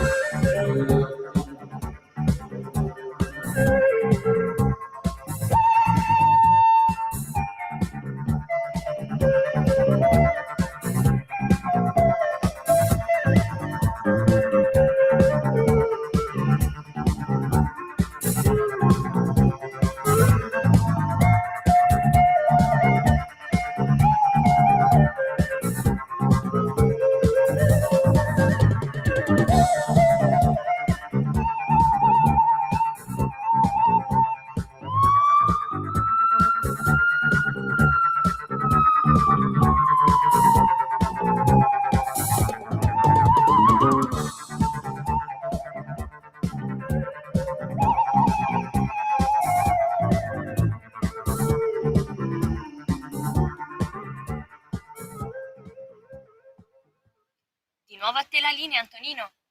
Grazie Natalia, alle 9:43 minuti, una manciata di secondi. Il pezzo che avete ascoltato si chiama Sen Kaidan Bilasan, che vuol dire, tradotto dall'uzbeko, ebbene sì, un pezzo cantato in lingua uzbeka, Chi te l'ha detto, ed è stato per 6 anni la sigla di Zoom. Ebbene sì, questa era la sigla di Zoom, questo è il pezzo del 1981, Unione Sovietica del 1981, veniva ballato nelle discoteche sovietiche, Put the Party in Communist Party, e questo per anni, 2 volte al giorno, è stato l'inizio e la fine di Zoom. Ebbene sì, mi pareva giusto rivelarvi questo pezzo, mandarvelo in onda. Allora, telefono aperto 0292947222 per la rassegna stampa. Pronto, chi è là?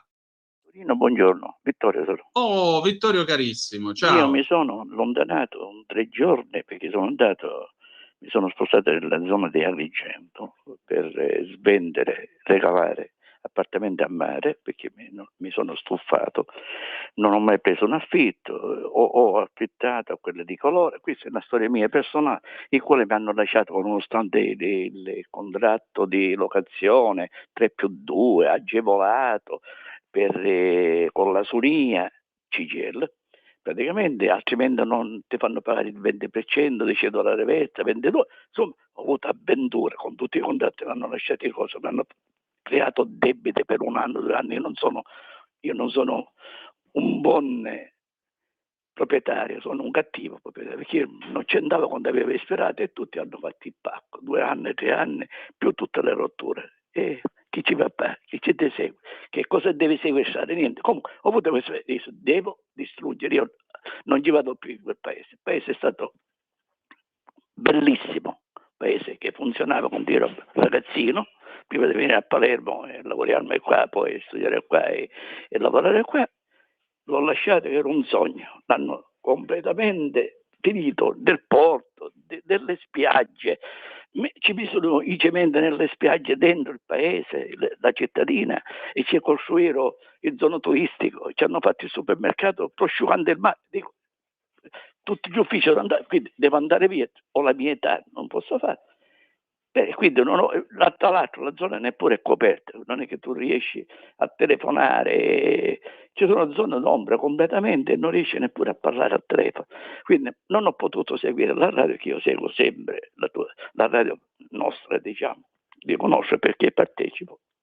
Ora mi sento, stamattina vado per accendere, ti trovo con piacere in linea e non te lo dico io. È sempre così, è stata la vita. C'è chi condivide, una persona che quando cominciano piano e poi ci sono quelle che non la condividono più. Non ho capito la tua linea, la tua politica, e non te lo dico il numero uno, e non voglio neppure, ce l'ho troppe 200 euro sotto il lavandino.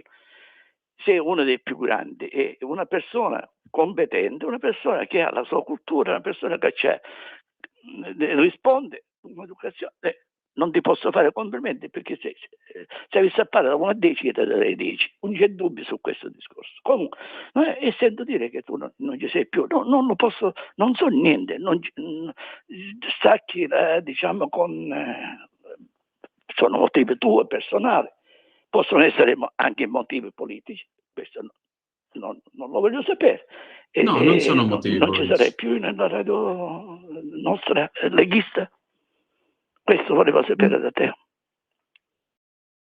No, parte del Dipartimento Immigrazione della Lega e lavoro insieme a Suad Sbai, se proprio lo vuoi sapere, per cui... Sei svenuto, Vittorio?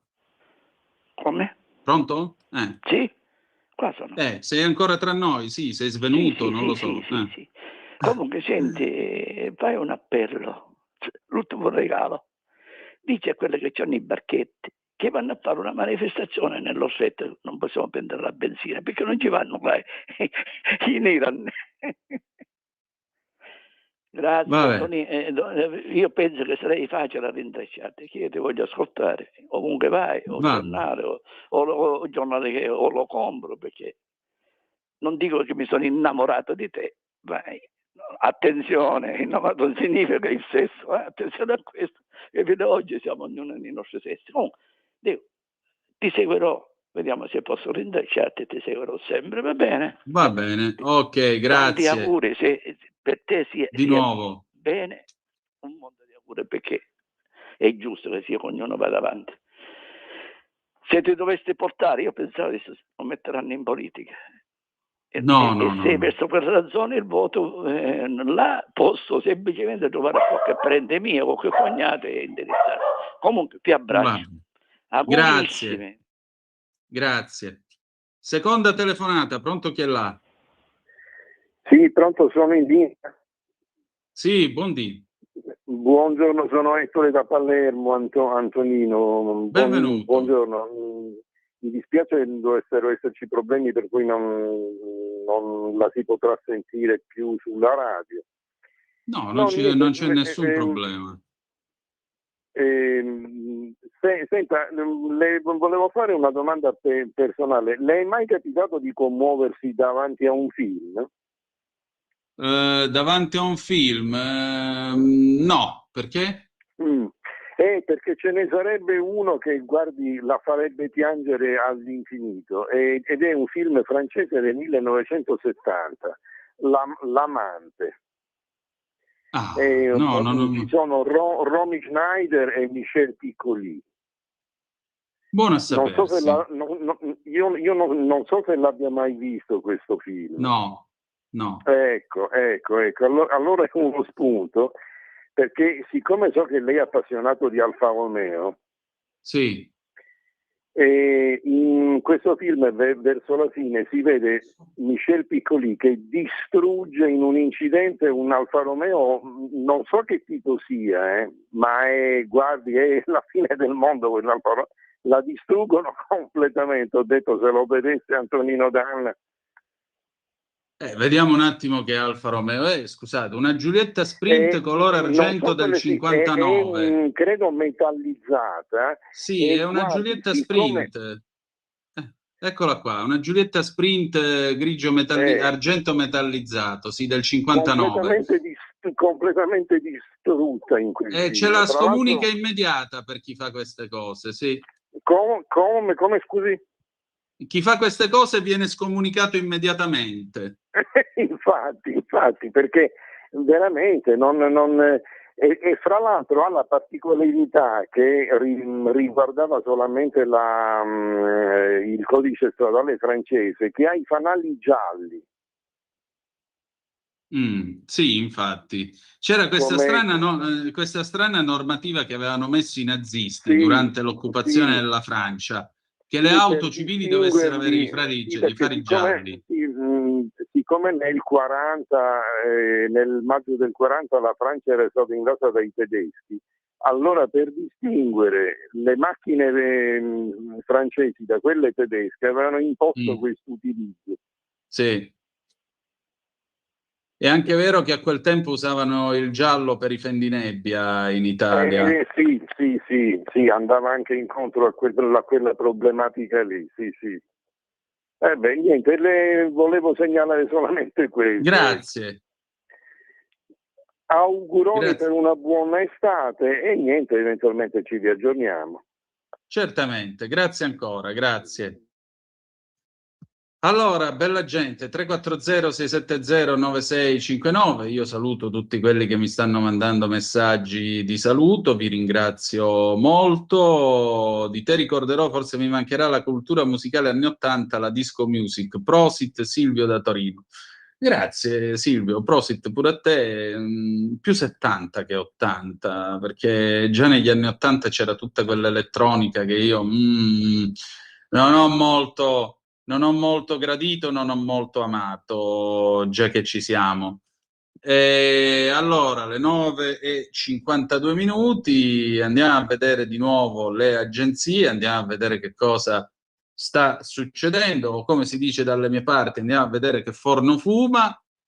Prosegue lo sciame sismico, questa è l'ANSA, prosegue lo sciame sismico ai Campi Flegrei, decine di scosse, rilevati dai sismografi una sessantina di terremoti nell'area del bradisismo dopo la scossa di ieri magnitudo 4,7, la più forte degli ultimi 40 anni. La più intensa si è verificata alle 5,47, magnitudo 3,1 a Pozzuoli e Bacoli, ed è stata avvertita anche a Napoli. Centinaia di persone hanno trascorso la notte fuori casa.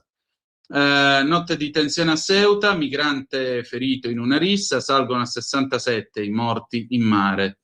Calcio, passo indietro della FIFA, niente privatizzazione del mondiale. Medio Oriente, Galibaf, l'Iran ha vinto la guerra con gli USA e Israele, petroliera colpita a Hormuz.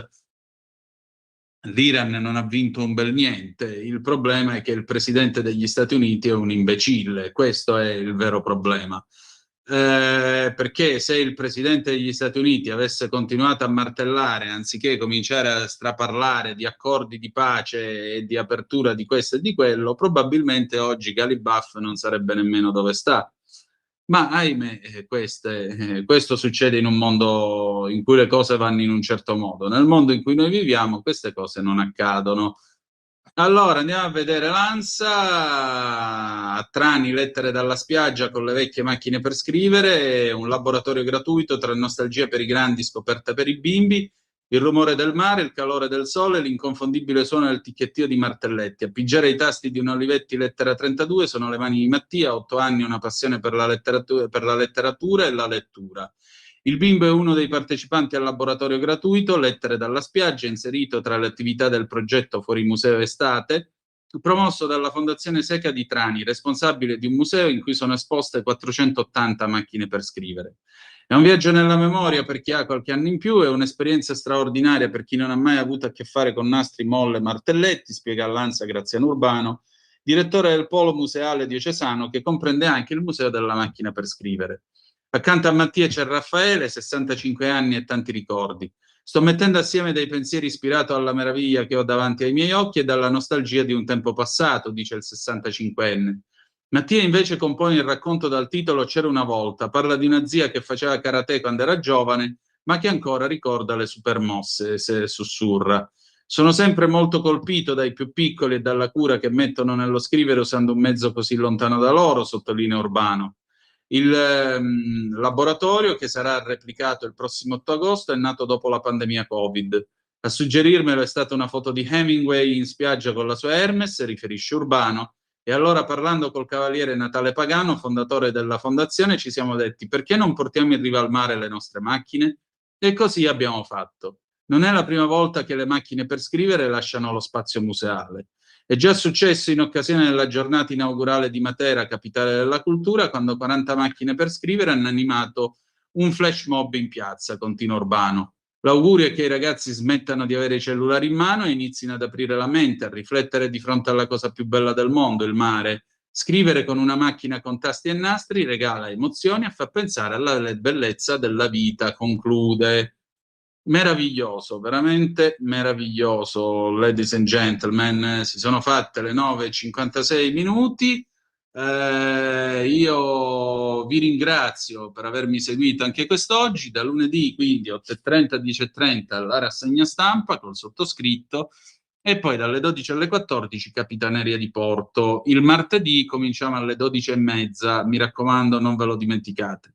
Grazie ancora, un abbraccio a tutti voi che mi avete scritto, e che dire di più, che malgrado tutto the best is yet to come, il meglio deve ancora venire. Tra poco Centro Ronchi e poi il resto della programmazione della radio. Viva Radio Libertà, grazie a tutti, e vi ha parlato Antonino Danna. Buon weekend, a domani, a lunedì, scusate. Avete ascoltato la